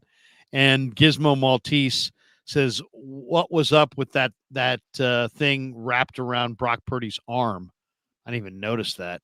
Did you guys see any? I think it's like a heating, some type of compression heating thing. Because, I mean, he's still rehabbing his arm technically, right? Or it's his injured arm. I don't know. Keeping it warm. It's probably cold. Elanta 3 says, cranberry vodka shot Larry is the best Larry. Thank you. I appreciate it. We got this one from Matt Ledrek. I would just like to say I paid a visit to Marin Auto Glass last week after a break-in. Incredible service. Awesome experience. Thanks to Marin Auto Glass. Marin Auto Glass. Matt, awesome to hear, man. Thanks. Thank you. Go ahead, Rye. What were you saying? That's actually my buddy Matt Ledrek. Shout out Matt. Dude, Matt, thank you very much. And you know what? I'll say it. One of the shittiest parts right now about being a resident in Northern California are these smash and grabs that happen all the time. And it sucks. And you're sitting there going, well, what the hell do I do? Somebody shoots out my windshield or breaks my window and all of a sudden I've got to, what do I do? You call Marin Auto Glass, or you go to marinautoglass.com. You give them your VIN number. You tell them where you're at, and they show up with your new replacement windshield. They sweep away the old glass. They glaze in the new one. It's like a one-stop shop. It could not be more convenient. Sadly, it's a shitty experience, but to have your window destroyed or your windshield destroyed, but at least you got a friend in Marin Auto Glass. So, Matt, thank you very much for shopping our sponsors, supporting the channel, but also I'm glad that you had a great experience. A couple more here. Melba Toast says Pete Carroll, NDS, Marin Auto Glass, because Seattle is shattered. Is that what this is? Pete Carroll needs Marin Auto Glass because Seattle is shattered. Oh, that's good. I like that. We got this one. Daza says CMC's great, but they could ease up on his touches if they gave more to Brandon Ayuk and Kittle. I agree. And we have this one from Jesus, who says, why did Kyle send Mason to the shadow realm? Yeah, I mean, what the heck? I guess the last thing you want to have people do is have Grant Cohn ask Kyle about why you're not playing, because then it's like you're banished from that point on. Maybe that's it. I have no idea. I kind of agreed with Grant. I want to see more of JP Mason. I really do. We welcome in JD with the hat on. Happy Thanksgiving, JD. Appreciate you, brother. You're there in Seattle. Give us your quick takeaway on the Niner victory. It was a nice one. Yeah, just a dominant defensive performance, and happy Thanksgiving to everybody. Hope it's been a good one. Definitely one full of football and a great Niner win to really solidify themselves atop the NFC West here. And they're in control of that. Now it's all about, can you go get the 1 seed by winning in Philadelphia in 10 days? But yeah, dominant defense. They keep Seattle out of the end zone, only scoring the touchdown on the Purdy pick 6 and just timely stops, more bend but don't break in the second half as the game got a little weird, as games tend to do up in this building. Even when the 49ers are dominating, you look up and you think, oh, Seattle's still got a shot to win this game. So a lot of Christian McCaffrey early. What's new? And a lot of Christian McCaffrey when Kyle Shanahan feels like the game might be slipping a little bit. He wants to get it back in control. And, he just opens everything up for everybody else. Heavy doses of him early, and then you can start mixing in Debo. I thought this was going to be a big Debo Samuel game, just based on the fact, hostile environment. You can really tell in the bigger games and in the hostile environments on the road, who Kyle Shanahan truly trusts. And I think it's McCaffrey, it's Debo, it's obviously Brock Purdy, but it really starts with the two heavy hitters, the physical players among the skill players, which are McCaffrey and Debo Samuel. And just a hell of a response. I mean, Charvarius Ward was just tremendous following DK Metcalf around. Big PBUs in this one. And, the defensive line with 6 sacks, just dominant top to bottom. Nick, a lot of guys sharing sacks tonight, but everybody really involved in the action. And I thought when the Niners were able to take DK Metcalf away, I thought that to me demoralized Seattle early, because I think that's the one chess piece on the board where they felt they had a winning matchup, and they just couldn't exploit it in the way that I think they felt they probably needed to hang in and win the game. So great win, 8-3. Lions got beat, so the Niners are the 2 seed. I think the Lions are showing their true colors these last 5 days. They're a good team. They're having a special year. I think they're a little more smoke and mirrors than actual contenders. Still a good team, probably going to win the North. But I think what we now know here on November the 23rd on Thanksgiving night is this is back in my mind to being a 2-team race between the Eagles and the 49ers, and they are going to play each other coming up in Philly in 10 days. I agree with everything you said there. I definitely think that I've never moved off of this as a 2-team race. To me, it's Eagles, Niners, Niners, Eagles, and then a big divide. Then fill in the blank. Some people said Seattle. Some people say Dallas. Some people say Detroit. When Detroit lost C.J. Gardner-Johnson and Emmanuel Mosley, knowing what I know about pass coverage, I mean, they became a next year team for me. But I also think that Detroit, it's a long year, right? Like the Niners, I don't want to say the Niners paced themselves, but the Niners have been there before. So, you know, they haven't brought it the same way with the same energy all season long. You know, but I feel like Detroit, to me, the last couple of weeks looks like a team that's hitting a wall. That they're emotionally just gassed a little bit. I mean, they were life and death to beat the Bears. I watched that game. They had an emotional come from behind, and then they just kind of rolled their jocks out there today and said, you know what? You know, this was like the first time they've been favored on Thanksgiving at home in a while. We're going to slap around the Packers, and the Packers slapped them around. They've played down to opponents this year, flat out. Like they've played up to opponents and they've played down to opponents. And I think they've been fortunate that, you know, they do have a relentless offense. So they even when they don't play well early in games, they do keep coming. I'm interested to see what happens when their offensive coordinator gets a head coaching job. I feel like, to me, he's gonna get one too. He's gonna get one, names, 100%. And so, like, I feel like they are. It's a little bit of a Cinderella ride. Again, I think they're good, but not great. I also think they're running up against, not to make this all about the Lions, but they're running up against where they may go a little too far, a little too soon, and then the expectations start getting to them last year, or next year, then they get swallowed up by it if they truly aren't, you know, a great team, or they don't add in the right ways. Like, they're going to have to add. I think one of those teams has to add to stay the same next year. You know, and defensively, I just don't think they have enough good players. I mean, Aiden Hutchinson's tremendous, but on the defensive side, I don't think they have enough good players. And they play down to opponents. And I mean, the rest of their then they steal games. Aleem McNeil, Benito Jones. That's what I'm saying. Yeah. I mean, John Kaminsky. I mean, they need more help for Hutchinson up front. Yeah. And they got to get C.J. Gardner-Johnson back. I think he's a free agent actually at the end of the year. And Brian Branch has been good. Jack Campbell's been twice. Good. Yeah. Minnesota's not out of the division. If Minnesota had beaten Denver, I mean, it you know, ifs and buts are candy and nuts, right? But I mean, if Minnesota had beaten Denver and Detroit had actually lost the game to Chicago, although, you know, if they lose the game to Chicago, maybe they come out and they win today. I mean, you never know how that goes. I thought today was telling, and you know, my last Detroit point, I do think today was telling that they got away with playing the way that they did against the Bears and seemingly learned nothing from it.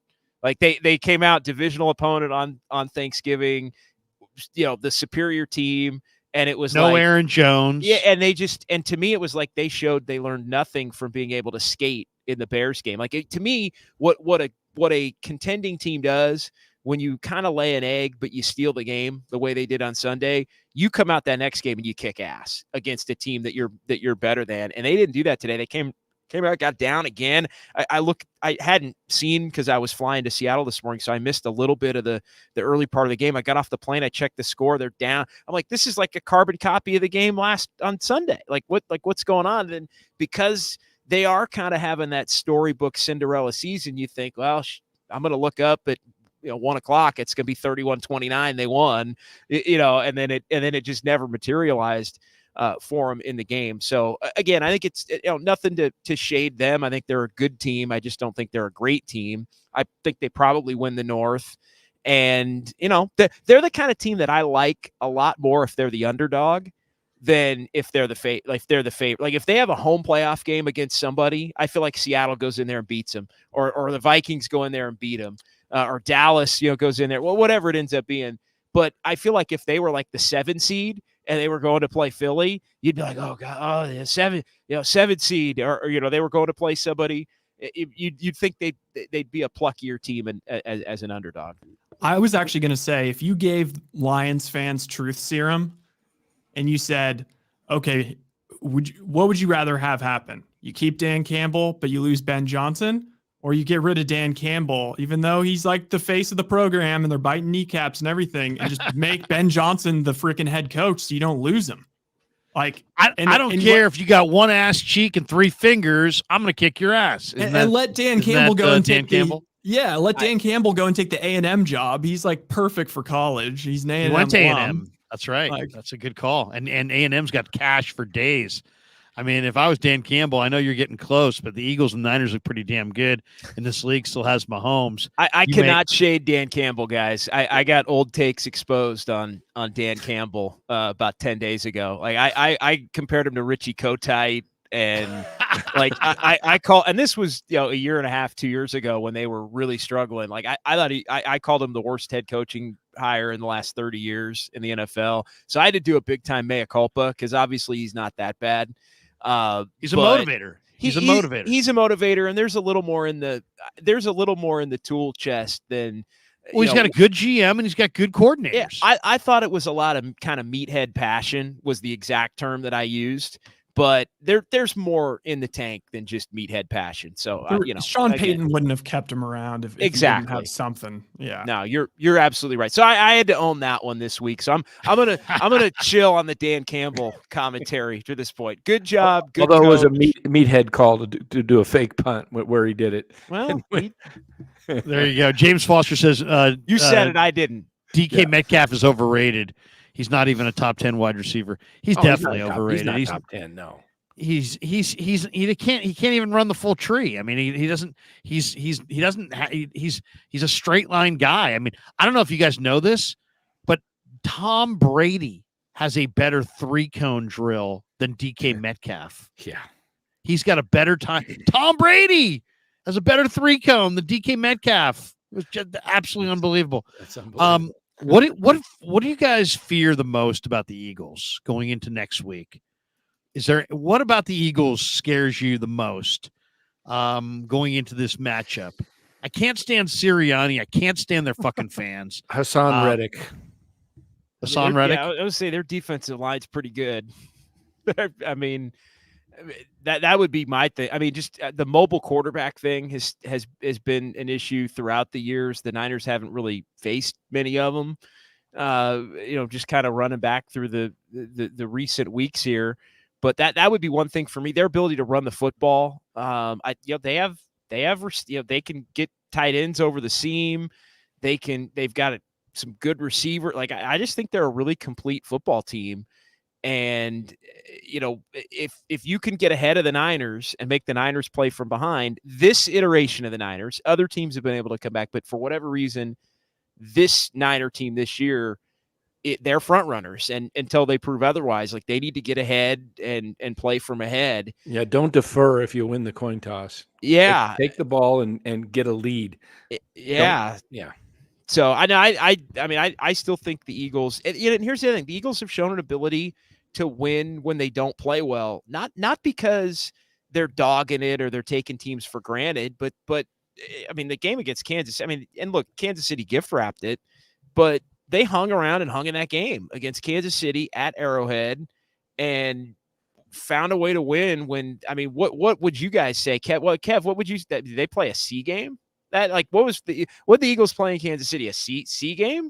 I mean, they didn't play a great game. C plus. And they beat, and look, maybe this is not the best version of Kansas City the last 5 years, probably also maybe the worst. We can debate that if you want, but I just think they're a complete football team. And the way I've put it is, if you don't want to have to go win there in January, then you got to go there and win in December. And so, to me, that's what it is for the Niners. You're going to have to win there one time. And I think if the Niners can go there and win with the rest of the schedule that Philadelphia has, I think the Niners are starting to get rolling again. If they go get that game, I think the Niners end up with the 1 seed. If they don't, then they're going to be, fighting probably for the 2 seed. I do think they end up getting the 2 seed when it's all said and done, the Niners, even if they lose to Philly. But if you want that 1 seed, go get it. Let me ask you this, JD. Is it better for the Niners that the Eagles lose this week to the Bills or win? Oh, I would be rooting for the Eagles to win 52-3.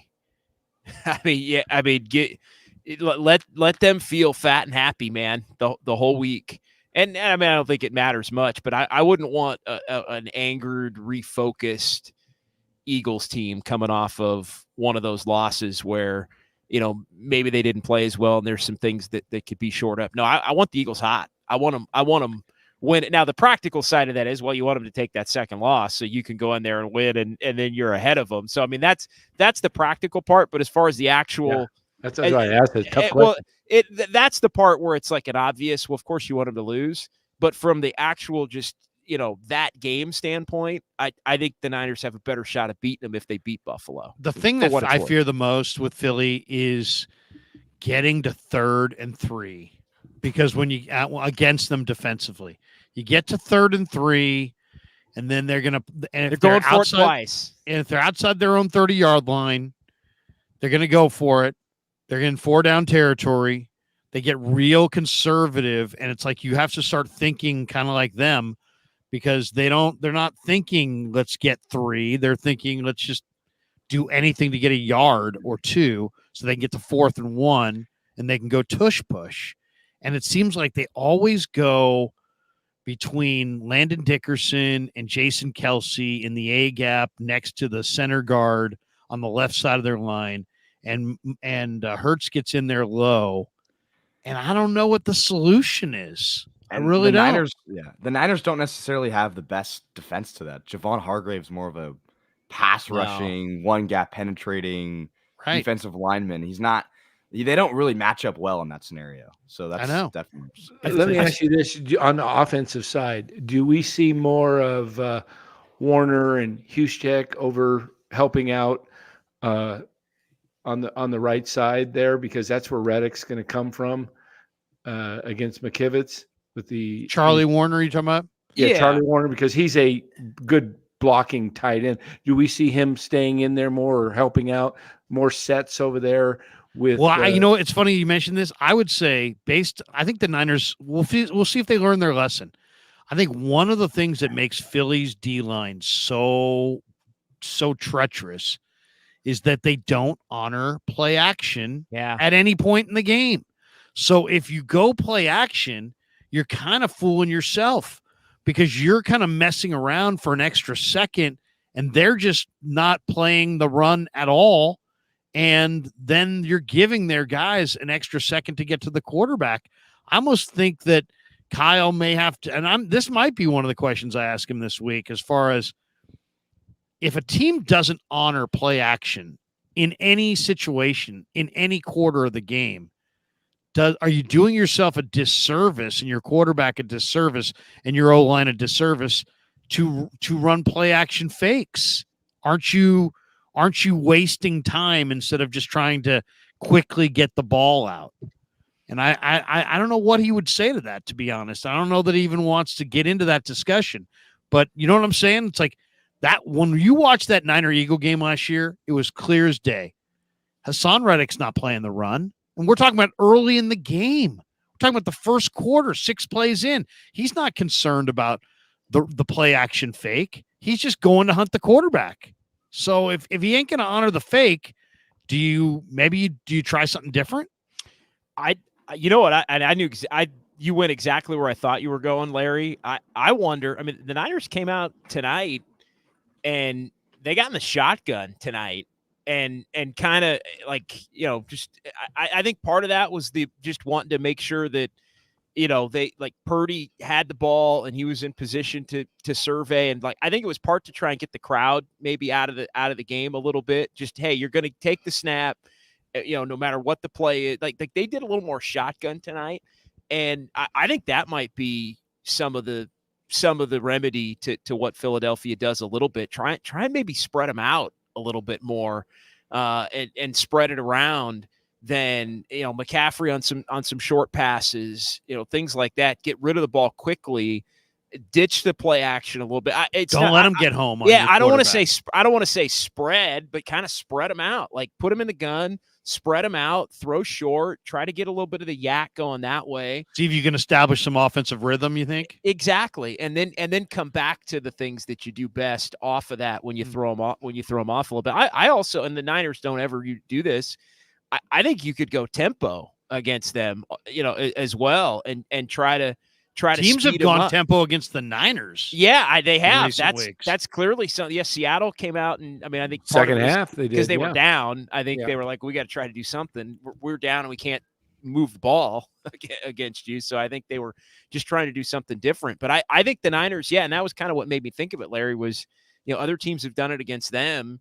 Why not come out? Like, you have the skill, you have chess pieces, you have really talented skill players that all complement each other well. As far as doing something different, that to me might be the most creative way to look at and to try and do something different, to come out and throw a lot early and quick. Again, don't let the rush get there. It kind of reminds me of something, and again, this is just outside the box initial look without really breaking it down. It kind of reminds me of the Patriot, that's something the Patriots would do. Like, they'd put Brady in the gun and he'd just start darting it around, short passes, and get rid of it quick. And you try to, if your offensive line can frustrate the defense a little bit.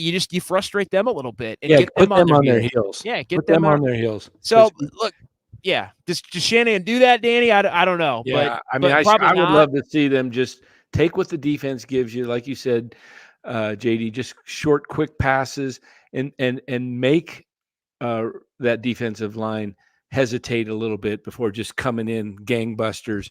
Also, we could see some screens. I wouldn't be surprised to see the first play of the game be a screen, a tight end type screen to Kittle, and just maybe right over Reddick's, if you want to take that shot right away of having Reddick coming down at you. But I know he's going to be coming. He's going to be trying to do the same thing he did to Purdy. I think they're going to go after. They've got a tremendous rush, and Jalen Carter. We got this super right here. Daz's interior line might struggle blocking Jalen Carter. Yeah, I think it's very likely. Flav says if rainy, snowy, we just have to win a game in the trenches against the Eagles and won't be good. We will need to be able to throw the ball to win. No, I agree. Anybody check the weather yet? I'm going to check the 10-day now. Yeah, it's going to be raining and snowy. Potentially. Is it? Is it really? Yeah. I'm looking right now, 41 and cloudy, getting down to 28 a week from Sunday. So maybe that's coming in. But I just did a quick scan. I've got 47 and 33 clear on Saturday, 41 and 28 low Sunday in Philly, but I've got clouds. I got 75 and sunny. No, mine says 48. Mine's changed since the last time I looked at it, like an hour ago. Well, and that's the thing. I've got San Francisco weather. It's going to be cooler on the coast, but warmer inland. Inland. It's going to be 68 in Walnut Creek and without a cloud in the sky. That's what I know. If you're a San Francisco weatherman, you're fucking stealing. I mean, let's just be honest about it. I mean, that could be a robot. The first robot taking a human being's job should be the weatherman in San Francisco. AI. The first artificial intelligence. Fog in the morning, burning off into the afternoon. There'll be morning fog. There will be warmer on the cooler on the coast, warmer inland, and patchy fog, patchy clouds. It's like really warmer on the inland. Oh, okay. Should be warmer in Concord, cooler on the coast. Leonel Gonzalez says Jalen didn't even play well in the NFC Championship game. No, he didn't really, but they didn't need him to. That's a good sign for the Niners, though. I think they made him not play well, and I think they felt they could contain the running game and make him more of a pocket passer, and that he wouldn't be good enough to beat them as a pocket passer. And we'll never know because the game got out of whack because of the Purdy injury. But I got the sense, and I know, Larry, you were down there that whole week and all year and have been this year. I got the sense going into that game that the Niners really felt like they had something on the Eagles. Like, they really thought they knew them. They had prepped, both sides of the ball, a game plan that was going to be sound, and then they never really got to use it. Right. And the nine, and I mentioned it before you got on, JD. I know the Eagles and the Eagle media and the Philly media played it like, oh man, the Niners disrespected the Eagles by saying that they would have won. But I think that was just their statement of, hey, we really believe that with Brock in there that we were going to win the game. That's how much belief they have in Brock. I don't think it was anything against the Eagles, but it plays like they disrespected the Eagles. Yeah. And so both sides could be incredibly motivated, which makes for a juicy game. Frank Tom Ocean says, you guys rock. Thanks for the great show. Go Niners. That's gonna do it for us. I'm gonna go watch the game for the rest of the night. But let me promote everybody's channel and what people got going on. We'll start with Rye. Actually, Rye. We'll put Rye in the center square there. Kev, how do I get Rye's? There it is. I'll take down the brand real quick. Take down the brand so we can see. West Coast Bias on YouTube is Rye's channel. Does a great job with it. Rye, what do you got cooking on the channel this week? Tell people what kinds of things you typically do on the channel and why they should like and subscribe over there, man. Oh, well, definitely tomorrow we're going to be doing a betting podcast, just going over all huge games on Saturday, and then the Sunday slate. A Friday game, right? There's tomorrow's. There's a also Friday game? There also is a Friday game, so I don't know. Probably go after that. Yeah, we get Tim Boyle. Larry, do you remember Tim Boyle when he was in college? Yeah. Why do I know that name? Because he's quarterbacking the Jets right now. I saw some stat that he had like 11 touchdowns and like 30 picks in college. So I was just trying to figure out like how he made it to the NFL even. So he's got good size and good arm strength. That's why he's got good measurables. Yeah. Look up the Boyle scouting report. So did Jim Druckenmiller. Yeah, might be well, Boyle wasn't a first-round pick. Definitely not. Might be coming on after the Warriors game. Also, JD, I'm glad you replied to my tweet about getting what's his face from the Bulls. Levine? No, not Rosen. No, Caruso. Oh, Caruso. God, everybody wants all the Bulls players. Sorry. Yeah, Caruso. Caruso would make the most sense. The Warriors. Yeah. And I would give up Kuminga. So I'd be willing to embrace some debate on that. I asked a poll question on X the other day. I said, if you had to move either Clay, Kuminga, neither or both to help Steph win a title, who would you move? Did Clay win that? I answered that. Myself. Clay won that. Most people said Clay, and a lot of people were kind of like, Warrior fans are jerks. They don't care about. It's like, dude, sports fans look forward. They don't look back. I think that's the lesson there. But it's funny doing stuff on 95.7 because, I was on with Dibbs the other day, and when I threw this question to him, he looked dead.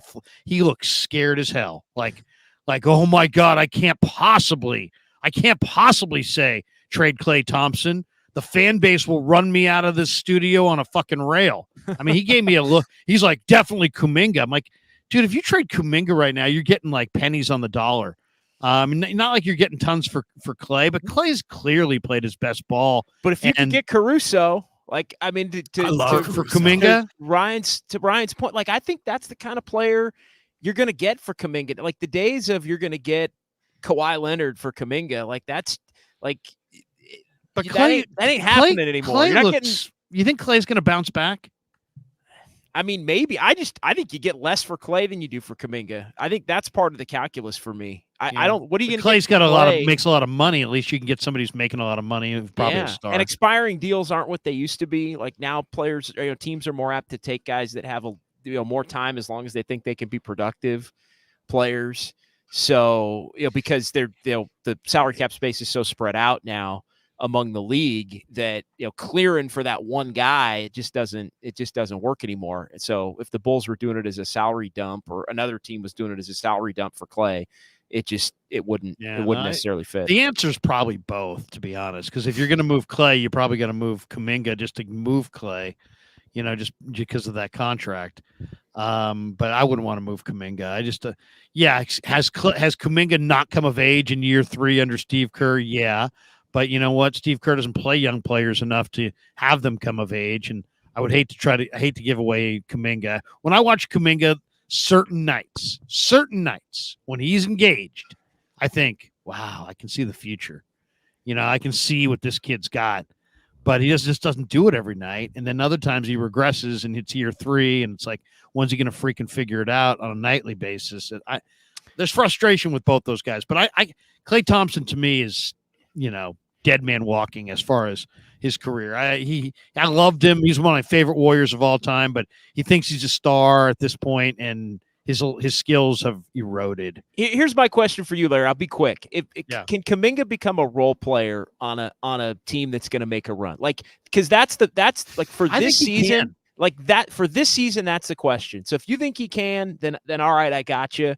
But like, I don't even think the conversation with Kuminga should be about what he might be 3 years from now or 2. Like, it's can he become because that's the part where it's a fail because he's still so damn inconsistent. And I'll give Steve Kerr credit. He keeps playing him. Last year, if Kuminga had played as poorly last year as he has this year, he wouldn't have been playing in the second halves of a lot of these games. And Kerr stuck with him, and he's actually had some good second halves. So I just love the Warrior young talent. I love Kuminga, I love Pods, and I love Trace Jackson Davis. Yeah. I want to see more of those guys. They almost came back against KD the other night. Yeah, that was crazy. I mean, that was amazing. I mean, the KD they'd check back into the game. Well, it's like I love that Pods went at KD too. It was psychological, guys. He went to those guys to try to get the Suns to stop playing, and the Suns stopped playing. At least they could score in transition, like with that young group. Like that's just something they can't even do right now with the normal squad. Like they're small, but slow. They're small, slow, and they don't shoot well.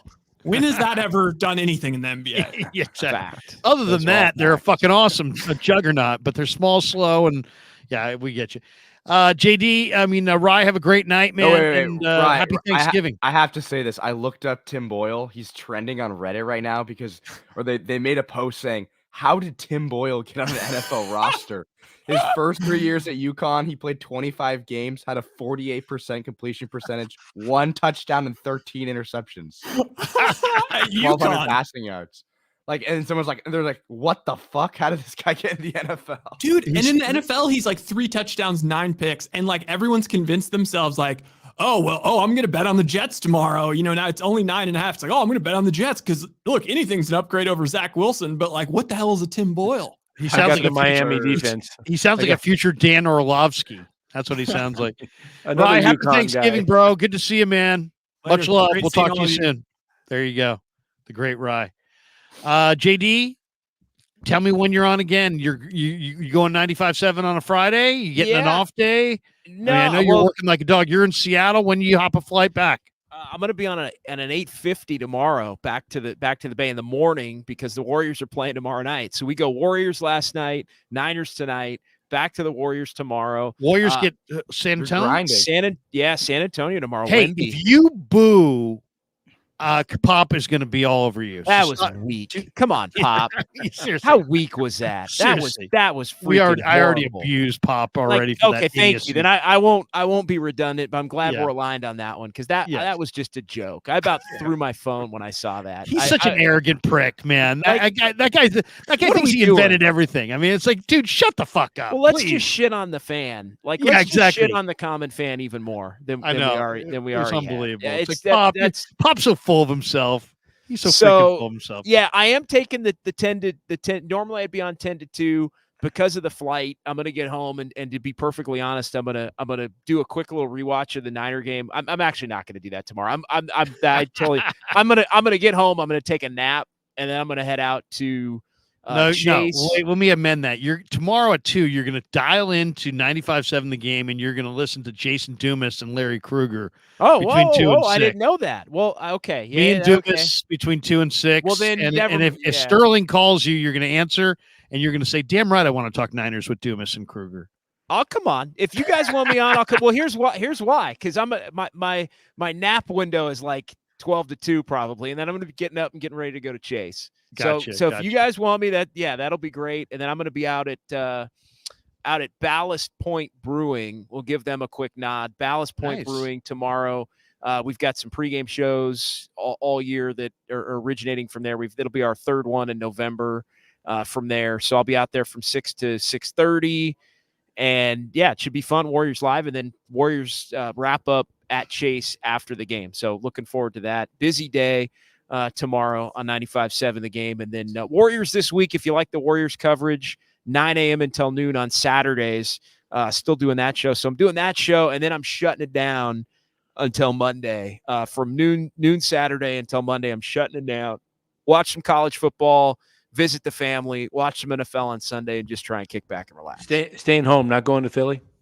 I will be in Philly. I will. You will be in Philly. I will be in Philly. This is a man with boots on the ground. Love you, JD. Happy Thanksgiving, bro, and safe travels back to the Bay. And thanks for jumping in on the stream tonight, man. You got it. Happy Thanksgiving to you guys. You There too, you go. JD. The great JD. Danny, are the Giants ever going to do anything, Danny? Come on. I mean, anything. I mean, seriously. I got him. Did you see my thing the other day? I said they're going to go. Wait a second. Ohtani, Yamamoto, Bellinger, Soto. Boop boop boop boop boop boop boop boop. Put it through the Farhan meter, and it equates to Sonny Gray, Matt overpays for Sonny Gray, Matt Chapman, and a trade for Trent Grisham. Yep, that's about it. I definitely think Chapman is a lock. I feel like it For like $150 million when they already have Casey Schmidt. Yeah, exactly. They're going to overpay for Last year of his deal, he's hitting 230. Yeah, 31-year-old. And With like torn hip labrum or whatever. Exactly. They're going to go for Chapman. They're probably going to get someone like a Waka or some fourth or fifth starter. And then they're going to totally uninspiring arm. Yeah, they'll be like Flaherty, one of those guys. Flaherty actually is a stud compared to fucking Waka at this point. But they'll end up with one of those guys, and then they'll end up with Kiermaier in center field, and Farhan. Right. And Farhan's going to say, we accomplished our goals, we improved our defense immensely, and we had a great offseason, exactly what we were looking to do. Once I saw them re-sign Yaz and Slater, I said they're cooked. They're cooked right there. Oh, yeah. Yeah, I mean. Can't let those two guys get away. Yeah, I mean. I mean, is Farhan related to those guys? Well, I didn't don't they know. opt in? I thought they just opted in. No, they had signed. They were arbitration eligible, and they could have either non-tendered them or they had to sign them. So they could try to trade them, but what are you going to get for that type of player? You're not going to get much at all. So this is, you watch. The Dodgers will end up with. Is there any hot rumor at all connected to the Giants? Anything? Give me something, Danny. I'll tell you this. Our Giants specialist, Danny. Give us. I'll tell you another guy I don't want. I don't want any part of Jung-Hoo Lee. Have you read his last year? I mean, he struggled in the KBO. It sounds like he can't hit, and he struggled in the KBO. He's coming off a down year in the KBO with an injury, I believe, too. I mean, seriously, that's where the Giants are at. They're going to go get an injured guy coming off a down year in the KBO. The rumor is you heard about Yamamoto? Yeah, we got the guy that sucks in the KBO right now instead. we got a guy who couldn't fucking play for the Kierwoom Heroes. The rumor is that they're in on Bellinger, and it's between him and the Yankees, so we know where that ends up. Yeah, and he's a Yankee. I'm going to go buy my jersey right now. And then it's going to be they're strong. They're going to make the biggest offer to Ohtani. Ohtani's going to and they're going to be in on Yamamoto. I say that Yamamoto and Ohtani. I'm hearing Yamamoto end up with the Dodgers. That's what I've heard.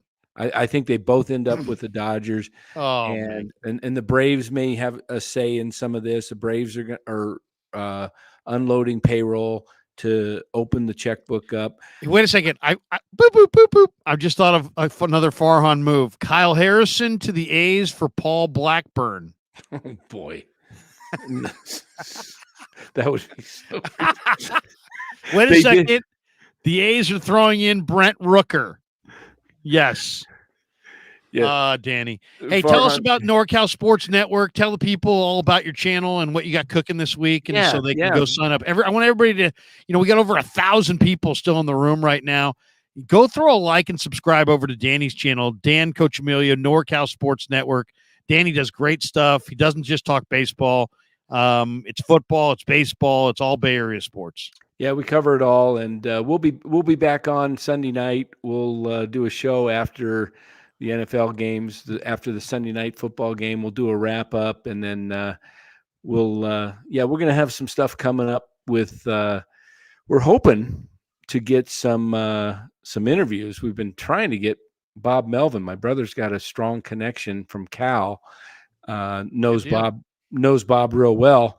So we're trying to get Melvin on, and then we're trying to also I've already made contact. He's, with Cam Bynum of the Minnesota Vikings. They've got their bye week coming up. Cal here, Bear, former Cal Bear, another Cal Bear. So we'll be getting Cam Bynum on hopefully after this Sunday's game, sometime in the following week, because they'll enter their bye week. And I didn't want to bother him during the week, and so just waiting for his schedule to open up. So yeah, we'll be doing some of that, and then of course we'll be covering anything that the Giants do, which is nothing. I don't expect is nothing. Which will be absolutely nothing. Yeah, and I I'll don't join you expect on your anything. channel for all that Yeah, stuff too. yeah, absolutely. What did you do on What did you do on Turkey Day? Did your wife go lumpia? Did you go? Well, look in the background here. We're in an Airbnb. We're in northern Arizona right now. We drove up Wednesday, and we just decided to get out of town. We have some friends with us. Flagstaff? No, we're actually up in Page, Arizona. It's by Lake Powell. It's a lot of hiking up here and Cool fishing. temperatures. It's nice. It's cool. Yeah, it's like in the 30s at night, but the high of about mid 50s in the day compared to the 70s. So we're up here till Saturday morning, and then we'll head back home. So. All right, brother. Well, hey, man, lots of love. Happy Thanksgiving. Say hi to your wife for us, and thanks for jumping in on the stream. We'll talk to you soon. All right. Thanks, Larry. Hey, there you go. The great Dan, Coach Amelia. And then there were two, Kev and me. I feel like we should mention that why we didn't do our Mojo giveaway. Kev and me. Me and Kev. Okay. Okay, that's enough. Enough jokes and games. We were supposed to give away tonight a Purdy and a Bosa jersey, but Kev, tell people why we're not giving that. Well, away. we're still going to give it away. Doing it. Yeah, I'm trying to think maybe when we should reschedule it for. And tell the audience why we did. The reason why is because we got some signups and people entered, and those people are still entered to win, but I don't have the names. I just have the numbers of people, so I'm waiting to get the names so we can actually tell. So we can actually do we could pick a name. I can't just give it to someone random. We have to know the names of the people, and then we can do like a raffle basically, and then we'll give it away. But we just didn't have the names. So once we get the names, we'll have this. The contest is still open. So if you want to enter to win a Brock Purdy or a Nick Bosa jersey, and you will have a really great chance of winning those, enter or download the app, the Mojo Fantasy app. And then when you make your first deposit, use promo code Krueg, and you'll automatically be entered to win. And that's all you got to do. Sounds good. And, of course, let's thank our sponsors before we get out of here. Where's the one with the Marin Auto Glass in it? There it is right there. Okay. Hey, thanks to Marin Auto Glass. It was good to hear people shopping Marin Auto Glass. 415-883-3030, marinautoglass.com. Thanks to New York style Italian sausage. The only kind of Italian sausage that I eat is New York style Italian sausage. Thanks to Pig and a Pickle, the best barbecue in all of Northern California. And thanks to Mojo Fantasy and Underdog Fantasy. Check that link in the description. Type in Krueg in the promo code, and they'll match you for your first $100 up to first deposit up to $100. And on the Mojo side, everybody who signs up, as Kev just said, automatically is in a chance to run in the running for a Purdy or a Bosa jersey, and that's still going. And we appreciate everybody. Thanks to all of you people who were part of the chat, over 1,000 people still hanging in the room right now. And thanks to all the people who donated super chats. And we eclipsed 28,000 subs the other day. Really proud of that. And we got a brand new sponsor of significance that we're going to be announcing here in the next couple weeks. And I just want to say happy Thanksgiving to everybody, man. It was a great day with the family today. I hope all you guys had a safe and prosperous Thanksgiving, and hopefully you have a phenomenal New Year and Christmas and Kwanzaa and Hanukkah and whatever you celebrate. We wish you nothing but the best in the holiday season here. It was a great day today. And Kev, I'll give you the final word, my kid. I know we've been promoting things for the last, 20 minutes, but well, first, my bad. I missed the Wednesday call-in show. That's on me, not on you. That was on me. I wanted to do the Wednesday call-in show, but this guy over here, Mr. I got to drink with my friends. Exposed me like that. So, this guy over here, Kev, we'll move him, decided he had to go party. No, I was at dinner. I literally was at dinner. We have a 7:00 show. Yeah. But yeah, we missed it. We'll do that on this Wednesday. But then yeah, tomorrow is a huge day on the Krueg show. You have 3 shows tomorrow. Yeah, we should So tell people tune in. tomorrow. Yeah, Tomorrow tune in morning tomorrow. at 8 a.m. 49er Wake Up with me and Damon on both of our channels. That's at 8 a.m. Then at 10 a.m. tomorrow, me and Chase Senior, we normally go at Fridays at 10:45. We're moving it up to 10 a.m. So we'll go from 10 to 10:45 with Chase Senior. And then tomorrow at 11 a.m., Grant Cohn and I will break down Niners and Seahawks at 11. And then tomorrow at 2, catch me on 95.7 The Game with Jason Dumas. I'll be sitting in for Willard and Dibbs with Jason Dumas tomorrow on 95.7 The Game from 2 to 6 p.m. So we got a busy, busy Friday, and I got to go watch the second half of the game right now. So Creepy Coop says, shout out to Steve Wilkes for the pressure packages today, as well as taking away that crosser in the red zone with the man one look. Yeah, I think that's a great call. That's a great call right there. All right, Kev, happy Thanksgiving. What'd you like the most of what we ate today? We ate a ton. I mean, everything was so good, but I mean, you heard me say this in the car. Those bread rolls were probably the best bread rolls I've had in my entire life. Yeah, seriously. Kev's uncle Ryan made these bread rolls from scratch. Yeah. Homemade bread rolls that were amazing. They were best amazing. bread roll of my life. Yeah, seriously. It was like the best bread roll I've ever had. Absolutely the best bread roll of all time. And on that note, happy Thanksgiving to all. Have a great night, everybody. Peace. Yeah, never met a man I've been